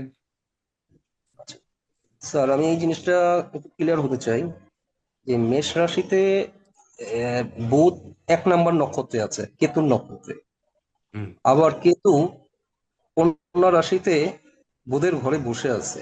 এতে হুম। করে কেতু এবং বুধের যে একটা কানেকশন হলো, এটা দিয়ে কি কোনো একটা রোগ হতে পারে, না কোনো কারণ এটা এটা কিন্তু কেটে গেল, বলে এটা গেছি, clear হলো? আপনাকে বলে গেছি যে আরেকবার কেতু কিনা এইখানে ভাগ্যভাবে কেতু থাকার কারণে আমার ভাগ্যেই তো বুধের রোগটা আসছে, এই ঘরটাই তো বুধের ঘর, এটা তো ভাগ্যে আমার আসছে, তার জন্য তো বুধকে বাদ দিতে পারলাম না। এটা তো আমি বলে গেছি যে 1 নম্বর নক্ষত্র এখানে বুধের গৃহগত কেতু, সে 12 নম্বর নক্ষত্রে আছে, যদিও সে রবির নক্ষত্রে আছে, থাকলেও এটা ঘরটা তো বুধের, এটা ভাগ্য ভাব, এটা কিন্তু বলে গেছি। আর সেই রবিও তো পীড়িত, রবি তো রাহু দ্বারা পীড়িত, মারক দ্বারা পীড়িত, তাহলে ওটা তো বলে গেছি। কিন্তু তাই বলে এই নয় যে এখানে রবির রোগটা আপনি টেনে নিয়ে আসবেন, যে অষ্টমপতি বেরায় রবির রোগ টেনে নিয়ে আসবেন, এটি কিন্তু হবে না। আবার এই লগ্নের যদি বলেন যে তৃতীয় পতি বৃহস্পতির রোগ টেনে নিয়ে আসবেন, হবে না। চতুর্থ পতি মঙ্গলের রোগ টেনে নিয়ে আসলেও আমি মানবো না ওখানে। যে এটা হতেই পারে, জীবনে হয়তো একটু কাটাছেঁড়া হতে পারে, একটু অ্যাক্সিডেন্ট হতে পারে, একটু ভিন্ন চালা যেতে পারে, বা ধরেন একটা হুড়া কাটতে হতে পারে, কিন্তু সেটা মেজর রোগ হবে না। এটি কিন্তু মেনে নেবো না, এটি কিন্তু বুঝতে হবে। তারপরে যখন চন্দ্রের রোগ বলবেন, এটি প্রথমে যেটা বলেছেন ওটা আমি মেনে নেবই না, প্রশ্নই আসে না মেনে নেওয়ার আমার। তারপরে রবির রোগ মেনে নেব না। তারপরে ধরেন শুক্রের রোগ মানবই না। হ্যাঁ, এইবার যদি বলেন যে যার বয়স 80 বছর হয়ে গেছে, যদি বলেন যে আপনার একটু প্রোস্টেটের প্রবলেম আছে, 80 বছর বয়সে প্রোস্টেটের প্রবলেম নেই কার? হ্যাঁ, এটা বললে জ্যোতিষ ঠ্যাঙ্গাবে, জ্যোতিষ করায় দেবে একেবারে। বলবে হ্যাঁ আরামজাদা, 80 বছর বয়স, আমার এখন প্রোস্টেটের একটু প্রবলেম হবে, তার এর আবার জ্যোতিষীর কি আছে? হুম, তুমি মানে জ্যোতিষীর চেয়ারে বসে দৈবজ্ঞ সাজেছো।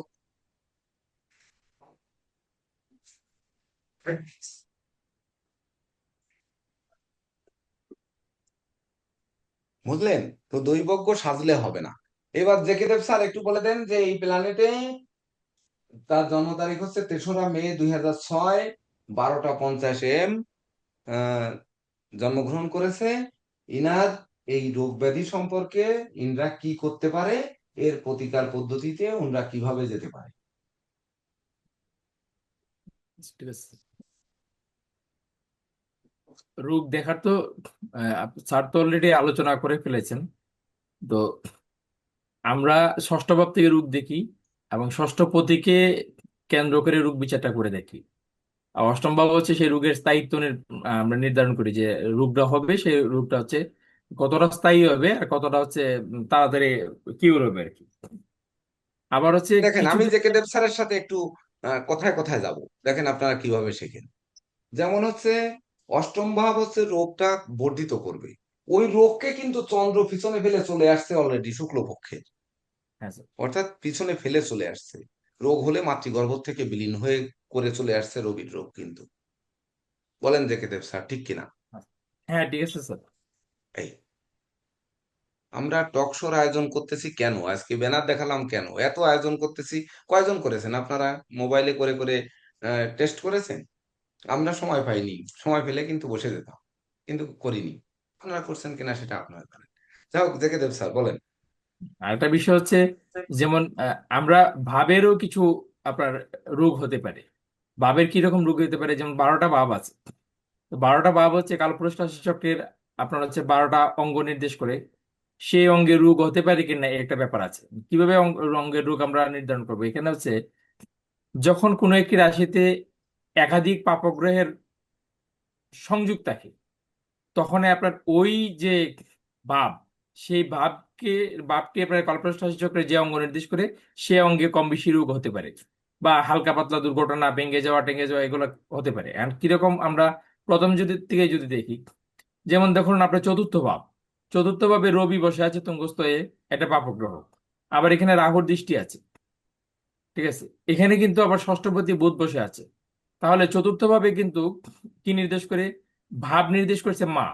তাহলে মার কিছু রোগ ব্যাধি থাকবে। এখন আমরা গ্রহের উপর ভিত্তি করে আমরা দেখবো যে মার কি ধরনের রোগ ব্যাধি হতে পারে। আবার আমরা যদি ব্যক্তির নিজের দিকে দেখো, তাহলে ব্যক্তির চতুর্থ ভাব হচ্ছে হার্টকে নির্দেশ করে। এখন এই বয়স তো তার হচ্ছে 2006 সালে জন্ম, তার বয়স হচ্ছে 20 বছর। তো 20 বছর বয়সের লোকরে কিন্তু আমরা হার্টের রোগ হবে হবে না এই ধরনের বলে আমরা ভয় দেখাবো না। মানে তার হচ্ছে অল্পতে আছে, তাকে ভয় পাইয়ে দেবো না। তো আমরা তাকে যেটা বলতে পারি যে আপনার হচ্ছে বন্ধু বান্ধব থেকে আপনি সাবধানে থাকেন, ঠিক আছে। আর মায়ের চিকিৎসায় আপনি হচ্ছে যথাযথ পদক্ষেপ গ্রহণ করুন। যেমন আপনার হচ্ছে ষষ্ঠভাবে মঙ্গল বসে আছে। এই মঙ্গল এখানে বসে আছে, এখানে মঙ্গল তো শক্তিশালী মঙ্গল, আমরা সবাই জানি। এখানে আরেকটু যোগ কিন্তু এখানে করে দাম, ওই মায়ের কথা যখন বলছেন তখন রাশির আগে রয়েছে, অর্থাৎ মা পূর্বে আগে ভুগে গেছে। যে আচ্ছা, এখানে বলা যায় যে তোমার মা অলরেডি ভুগছে, সেটা আগে রোগে ভুগছে, তুমি আজকে পর্যন্ত আসছো, এর আগ পর্যন্ত ভুগছে। এটির সূত্র কি, সেই সূত্রটা আপনাদের দিচ্ছি না, কিন্তু এই আগে থাকার কারণে যে চন্দ্র রাশি পরে আর মঙ্গল আগে, তার জন্য আচ্ছা চতুর্থপতি মঙ্গল আগে থাকার কারণে এই জাতক আজকে আসছে, এর মা অলরেডি ভুগছে, রানিং ভুগছে, এটা বলা যেতে হ্যাঁ স্যার, পারে। হ্যাঁ স্যার। স্যার ধন্যবাদ স্যার, এটা আমিও শিখলাম স্যার। আচ্ছা, এবার ষষ্ঠভাবে আপনার হচ্ছে মঙ্গল একা বসে আছে, এখানে অন্য কোনো পাপগ্রহের দৃষ্টি নেই। যেহেতু অন্য কোনো পাপগ্রহের দৃষ্টি নেই, কিন্তু একটা বিষয় হচ্ছে কি, মঙ্গল কিন্তু আদ্রা নক্ষত্রে বসে আছে, রাহু নক্ষত্রে বসে আছে। সেই ক্ষেত্রে কিন্তু যদি মঙ্গলের রক্তদুষ্ট কোনো পীড়া হয়, যেহেতু চন্দ্র মঙ্গল যুক্ত আছে, যখন রক্তদুষ্ট পীড়া হবে সেটা কিন্তু একদম মানে ঝামেলা বেঁধায় ফেলবে। কারণ হচ্ছে বুধ ওই আপনার হচ্ছে অশ্বিনী নক্ষত্রে বসে আছে, তো অশ্বিনী নক্ষত্রে বসে থাকার কারণে এই রোগটা হচ্ছে ঝামেলা ব্যথা ফেলবে, রোগযুক্ত হওয়ার কারণে একটু বর্ধিত হয়ে যেতে পারে রক্তজোষ্ট পীড়া হলে। কিন্তু একটা বিষয় মনে রাখতে হবে, যেহেতু অশ্বিনী নক্ষত্রে বুধ বসে আছে, অশ্বিনী নক্ষত্রের দেবতা হচ্ছে অশ্বিনী কুমার দ্বয়। অশ্বিনী কুমার দ্বয় হচ্ছে আপনার দেবতাদের বৈদ্য, মানে ডাক্তার। নিরাময়ের কারক হচ্ছে এই মানে কি বলে এই অশ্বিনী কুমার দ্বয়। তা কাজেই হচ্ছে রোগটা হয়তো স্থায়িত্ব হতে পারে, রক্তদুষ্ট পীড়াটা, কিন্তু কিউর হবে না, এরকম কোনো রোগ হবে না। অর্থাৎ আমরা তাকে ওই কোনো বড় রোগের ব্যাপারে আমরা তাকে ইয়ে করব না। ইয়ে করলে কিন্তু সেটা আমাদের সিদ্ধান্তে ভুল হয়ে যেতে পারে। কারণ যেহেতু অশ্বিনী নক্ষত্রের মধ্যে বসে আছে বুধ, কাজেই মানে এখানে আপনার আছে হিলিং এর ব্যাপারটা আছে। সপ্তমে শনি বসে আছে, লগ্নপতি, মকর লগ্নের লগ্নপতি শনি স্বয়ং মারক। কিন্তু স্বয়ং মারক মানে হচ্ছে সপ্তমে বসে আছে, সে স্বয়ং লগ্নে দৃষ্টি দিচ্ছে, সে নিজেকে মেরে ফেলবে, ব্যাপারটা এরকম না। এখানে দেখতে হবে যে অন্য কোনো পাপগ্রহ দ্বারা সে হচ্ছে পীড়িত হয়েছে কিনা। যদি হয় তাহলে কিন্তু আবার হচ্ছে ব্যাপারটা নেগেটিভই আছে।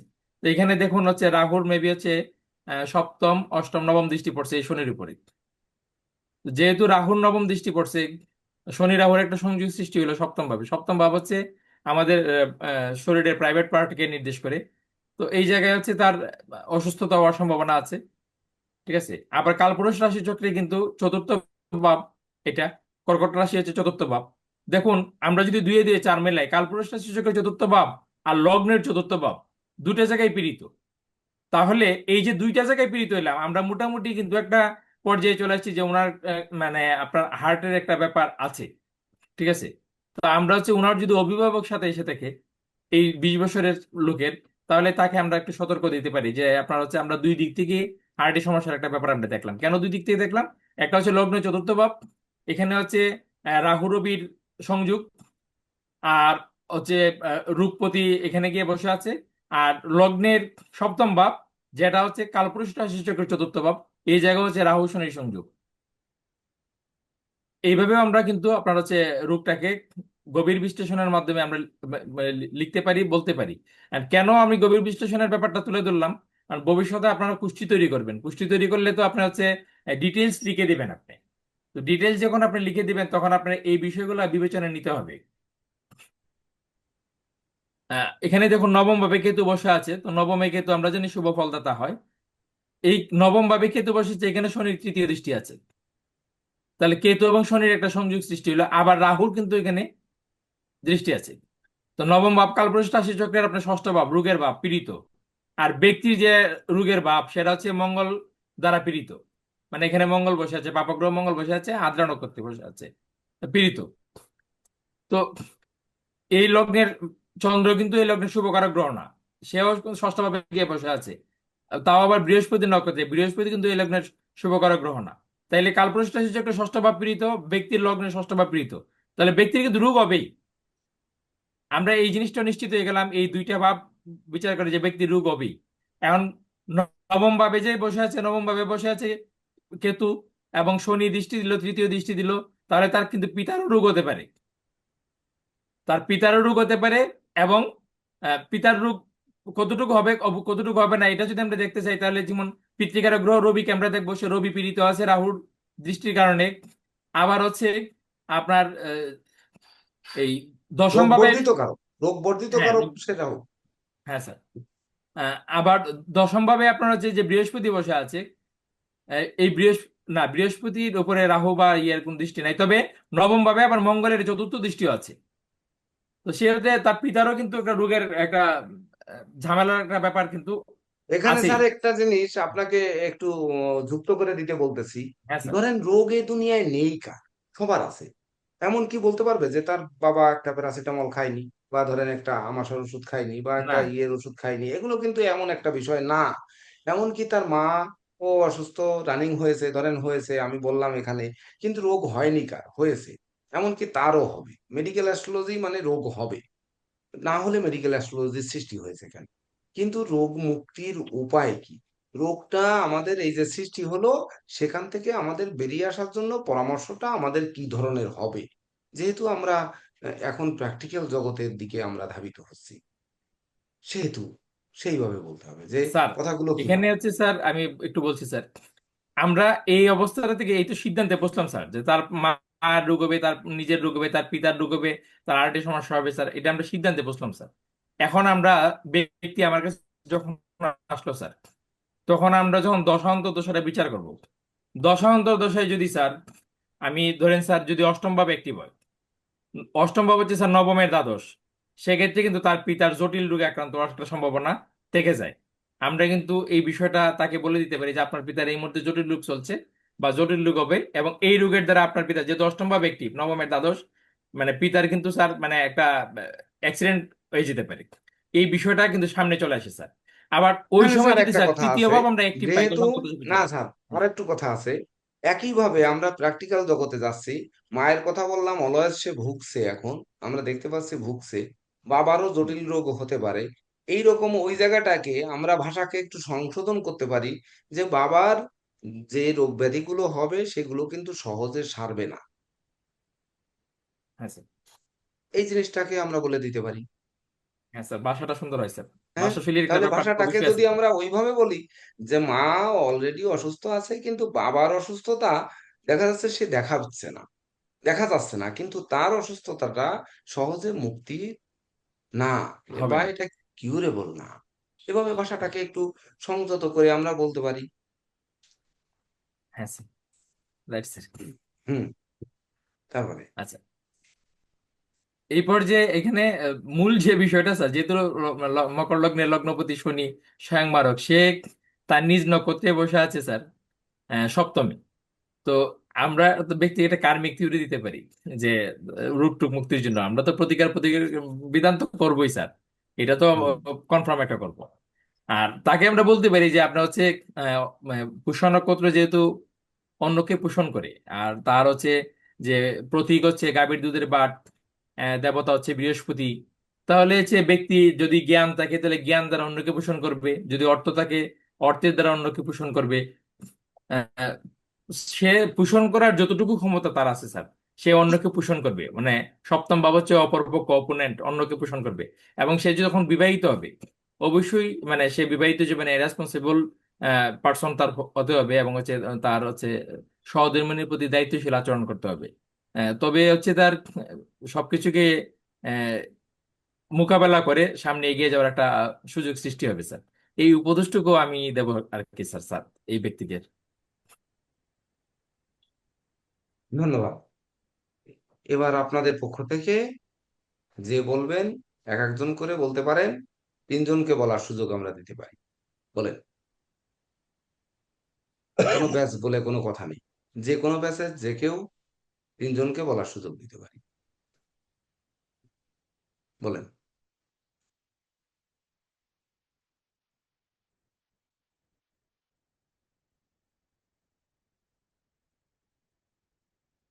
কেউ বলবেন না? আপনারা হচ্ছে কি সাহস করে বলবেন না, আমি যা বলছি পদ্ধতিগত, আর আমার কথায় যেখানে যেখানে ত্রুটি ছিল তার সংশোধন করে দিয়েছি, আমি কিন্তু শিখছি। দেখেন আমি হচ্ছে নবমের অষ্টম ভাব যখন অ্যাক্টিভ হয়, তখন আসলে প্রকৃতপক্ষে আমি ক্লায়েন্টকে বলি, কিন্তু আমার কথাটা একটু হার্ড হয়ে যায়। কিন্তু স্যার আজকে যে কথাটা বলে দিলেন, দেখা গেল কালকের পর থেকে আপনার হচ্ছে আমার এই বলার মধ্যে আপনার ইয়ে চলে আসবে, পরিবর্তনটা চলে আসবে। তো আপনি বলুন ভুল হলে অসুবিধা কি? ভুল হলে তো অসুবিধা নাই, আপনার হচ্ছে আপনি তো শিখবেন, স্যার তো সংশোধন করে দেবে আপনাকে। তো আপনি ভুল বললেও আপনার বলার সাহসটা হলো, আর আপনি বললে পরে আপনার হচ্ছে ইয়ে হবে।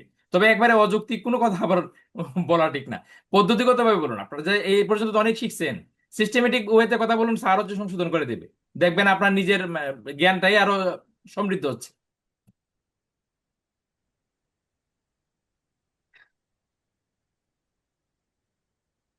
আবুল হোসেন সাহেব, আপনি আগে কিছু বলেন, আপনি অনেক গবেষণা করছেন, তো আপনার গবেষণা দিয়ে আগে শুনি।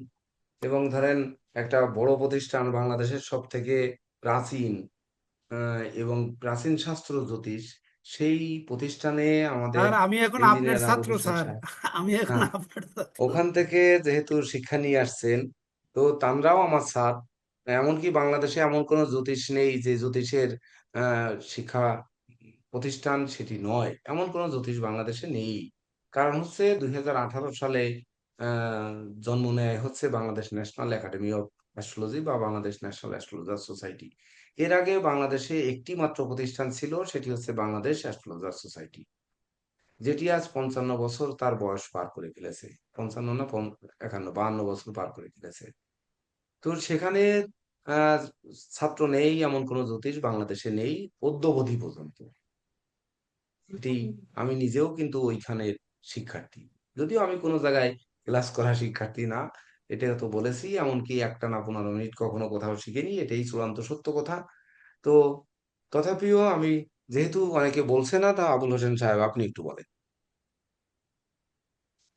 স্যার আসলে এইটার ব্যাপারে আমি এত কিছু বলাটা একটু ডিফিকাল্ট আমার জন্য, কিন্তু আমি যেটা মজা পাইছি ক্লাসটায় সেটা, যেমন আপনি এই গ্রহের অবস্থান অনুযায়ী যে কিভাবে কোন কোন গ্রহের প্রভাবটা দিয়ে আমরা কি কি রোগ হতে পারে এটা বাছাই করার পরে কোনটাকে আমি কাটাকাটি করব, এই যে পদ্ধতিগুলো বলছেন এটা আসলে খুব সহজ করে, এবং আমি ক্লাসটা আজকে খুব সুন্দরভাবে এনজয় করতে পারছি যে কিভাবে এই একটার সাথে আরেকটা মিল করে এটা কাটাকাটি করে। এবং যে জিনিসটা স্যার আমি একটা প্রশ্ন রাখতাম, যেমন আপনি যে কথাটা বলছেন একটু আগে যে লগ্নের চেয়ে আপনি রাশির নির্দেশনাটা বা বিচারটা 90% করেন, কিন্তু লগ্ন থেকেই তো শারীরিক রোগগুলো বেশি বিচার্য, নাকি স্যার? তো হুম, হুম, সেখানে হুম। রাশির এই অংশটাকে নিয়ে আসার ক্ষেত্রে হয়তো আপনি বাস্তব জগতে প্র্যাকটিস করে দেখছেন যে রাশির ফলাফলটাই বেশি মিশে, মানে বেশি ফলপ্রদ হয়। হুম।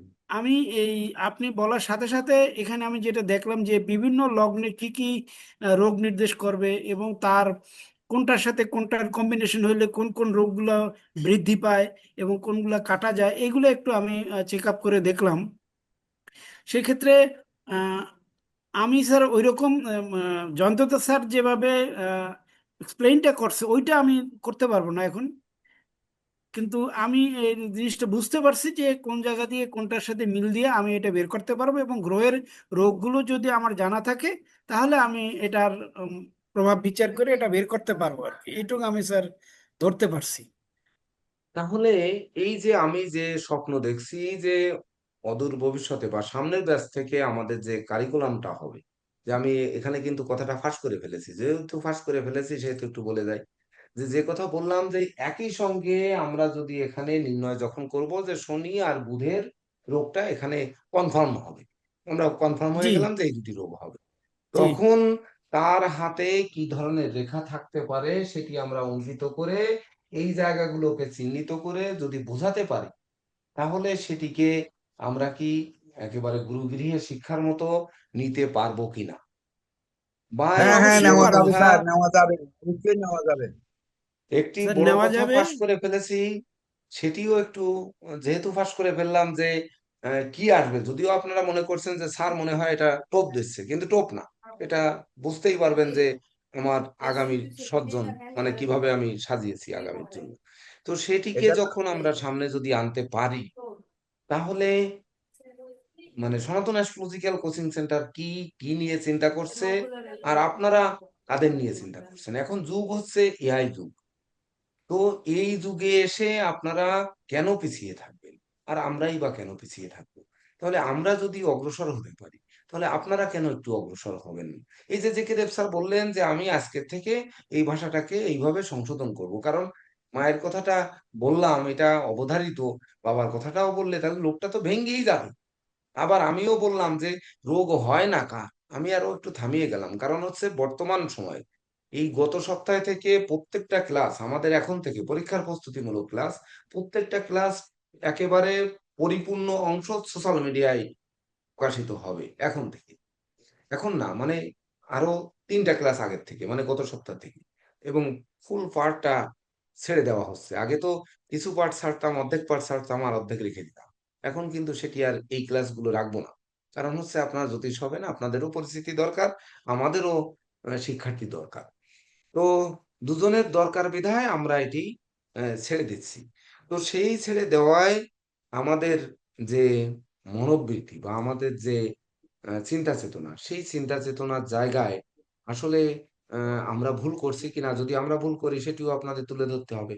আর যদি আমরা সঠিক পথে থাকি তাহলে সেটিও আপনাদের আমাদের মানে আরো উৎসাহিত করতে হবে। স্যার এখানে একটু কথা বলবো স্যার। আপনি আহ, এই যে গত 3টা ক্লাস, মানে সেই জটক বিচার থেকে আজকে পর্যন্ত যে 3টা ক্লাস, এটা খুবই খুবই স্ট্যান্ডার্ড লেভেলের হয়েছে। কিন্তু এখানে স্যার আমি আপনার কাছে একটু অনুরোধ রাখবো, যেমন আমি বেসিক্যালি যখন আপনি গাণিতিক রিলেশনগুলো করেন তখন ওইটা আমার মাথায় খুব বেশি স্থায়ী হয়। এই এখানে ওই রোগের বিচারে কিন্তু আপনি ডিগ্রির বিচারটা একবার বলতে শুরু করে আবার বলছেন যে এটা পরে দিব। আসলে আমি বলবো স্যার ওই জায়গাটা আপনি নিয়ে যাইবেন একটু, তাহলে কিছু কিছু ছেলে আমরা এখানে আসি যারা ওই যে ভাষা মুখস্থ রাখাটা ডিফিকাল্ট, এখন বয়স হয়েছে, মুখস্থ করার সময়ও পাই না বা থাকতেও চায় না, কিন্তু ডিগ্রিগত জিনিসটা কিন্তু মাথায় স্থায়ী হয়ে যায় অঙ্কের মতো। যেমন এই জিনিসটা যদি হয় এটা হবে সবচেয়ে পারফেক্ট আমার মনে হয়, এবং খুব অত্যাধুনিক। ওই যে এআই এর কথা বলছেন তখন আমরাও এরকম চটপটে জবাব দিতে পারবো। এবং স্যার যেটা বলতেছেন, আমাদের সহপাঠীর প্রতি আমার একটা অনুরোধ, এই ম্যাথামেটিক্সের যে রিলেশনটা ডিক্রিমেন্টে যোগ বিয়োগ ভাগ, এটা খুব একটা জটিল না। দেখেন আমি ওই যে বিপ্লব মন্ডল সাহেব যে এপিমেরিস আনছে, আমি কিন্তু ওনার কাছ থেকে এপিমেরিস সংগ্রহ করার জন্য রিকুইজিশন দিয়েছি এবং এটা নিয়ে যাব আমি। এটা আপনারা আপনাদের জন্য সংগ্রহ করেন, এইটাই অত্যাধুনিক। এবং এইভাবে গ্রহ ট্রহ বিচার করা চাইতে স্যারের যে ডিগ্রির হিসাবটা বলতে চাচ্ছিল, আমি এখন ওই পর্যায়ে স্যারের কাছে দাবি করতে পারি না যে আমি ক্লাস ক্লাস একটু কম করতেছি বা নিজেকে ওই জায়গায় নিতে পারতেছি না, বাট রেসপন্সিভ হইলে আমি বলতাম যে স্যার ডিগ্রির হিসাবটাই দেন। কারণ ডিগ্রিটা মনে রাখা সহজ, অঙ্কের মতো। যেমন স্যারে আমাকে আরো কয়েকটা ক্লু দিছিল একটা ডেট অফ বার্থ দেখে, যে আপনি জিজ্ঞেস করেন তো যে ওই মহিলার মায়েরও দ্বিতীয় বিবাহ ছিল কিনা। বস্তুত আমি বিচার করি কিন্তু যে তাকে পাইছি জিজ্ঞাসা করি, তাহলে স্যার তো এটা দেখেই প্ল্যানেট দেখেই বলে দিল। এই যে দ্রুততম হিসাব, এটা কিন্তু খুবই। এবং স্যার গত ক্লাসে আপনি এই যে আহ, এই যে কারকগত গ্রহ এইগুলো বলছেন আর কি, যে এগুলো আমি বের করছি, আত্মকারক, মহাত্মকারক, ভ্রাতৃকারক, এগুলো ইম্পর্টেন্ট। আমাদের ক্লাসগুলো স্যার না, একদম না আগামী দেখেন এই যে আগামী লিখলাম, ব্যস্ত। আপনি বলছেন তাহলে আপনাকে এখনই শিখাই দিলাম, আপনারা কি আদৌ শিখছেন এটি আগে বোঝেন। তাহলে এখানে কি হবে, আমি কিন্তু ডিগ্রি নেইনি, আমি কিন্তু এই প্ল্যানেটটা আবার এখানে মোবাইলে বের করেও ডিগ্রিটা মুখস্থ করিনি। না কিন্তু কি করেননি হয়েছে, স্যার। এখানে আত্মকারক গ্রহকে বের করতে হবে, অমাত্যকারক গ্রহকে বের করে ডাইনে লিখতে হবে, ভ্রাতৃকারক গ্রহকে বের করতে হবে, মাতা মিত্র সুখকারক বের করতে হবে, পুত্র বিদ্যাকারক বের করতে হবে, শত্রু ব্যাধিকারক বের করতে হবে, আর হচ্ছে পতি পত্নী ব্যবসাকারক বের করতে হবে। তাহলে আজকের ক্লাস আমার কোনটা, আজকের ক্লাস শত্রু ও ব্যাধিকারক। আজকের জি ক্লাস স্যার। কোনটা, শত্রু ও ব্যাধিকারক। জি, এইটা তাহলে যদি কারকটা বের করতে পারি তাহলে সুবিধা হয়ে যায় অনেক। তাহলে শত্রু ব্যাধিকারক এখনই এই প্ল্যানেটটায় দেখেন যে ডিগ্রিতে সব থেকে কম ডিগ্রি যেটা আছে, সব থেকে কম ডিগ্রি যে নক্ষত্রটার আছে তার উপরেরটা থাকবে আপনার এই রোগ, যেহেতু বুধ নির্ণয় করলাম তাহলে বুধ আর শনি সেটি থাকবে। সে কিন্তু সেটি প্ল্যানেটে নয়, এই মাদার প্ল্যানেটে নয়, এটা কিন্তু নবাংশে থাকবে। তো জি এখানেও কিন্তু আমরা দেখে আসতে পারি, এখান থেকেও আমরা দেখে আসতে পারি, ওটা কিন্তু নবাংশে যে থাকবে। তো নবাংশে যে যে থাকবে, নবাংশেও তো সেই একই ডিগ্রির কারণে যে নবাংশে বসবে। কিন্তু এখানে আমরা একটু বিচার করে দেখে আসতে পারি যে বুধ আর শনির ডিগ্রিটা একটু দেখেন, যে শনি যদি যেহেতু 8-এ আছে, শনিটা ডিগ্রি অনেক বেশি আছে, বুধটা 1-এ আছে, বুধের ডিগ্রিটা কত আছে একটু দেখেন তো। 1 ডিগ্রি 20 মিনিট। এই দেখেন বুধ 1 ডিগ্রি 20 মিনিট। জি স্যার, ওর 1 ডিগ্রি 20 নিচে মিনিট। আর কোনো গ্রহ আছে এখানে, ওই বুধের থেকে আর কোনো নিচে আর কোনো গ্রহ আছে, আছে? আর কে নাই আছে স্যার। সব থেকে থাকবে নিচে, না, আশা করি থাকবে আর না। কে আছে সবচেয়ে নিচে, তারপরে বুধের পরে 1 ডিগ্রি পরে আর কে আছে,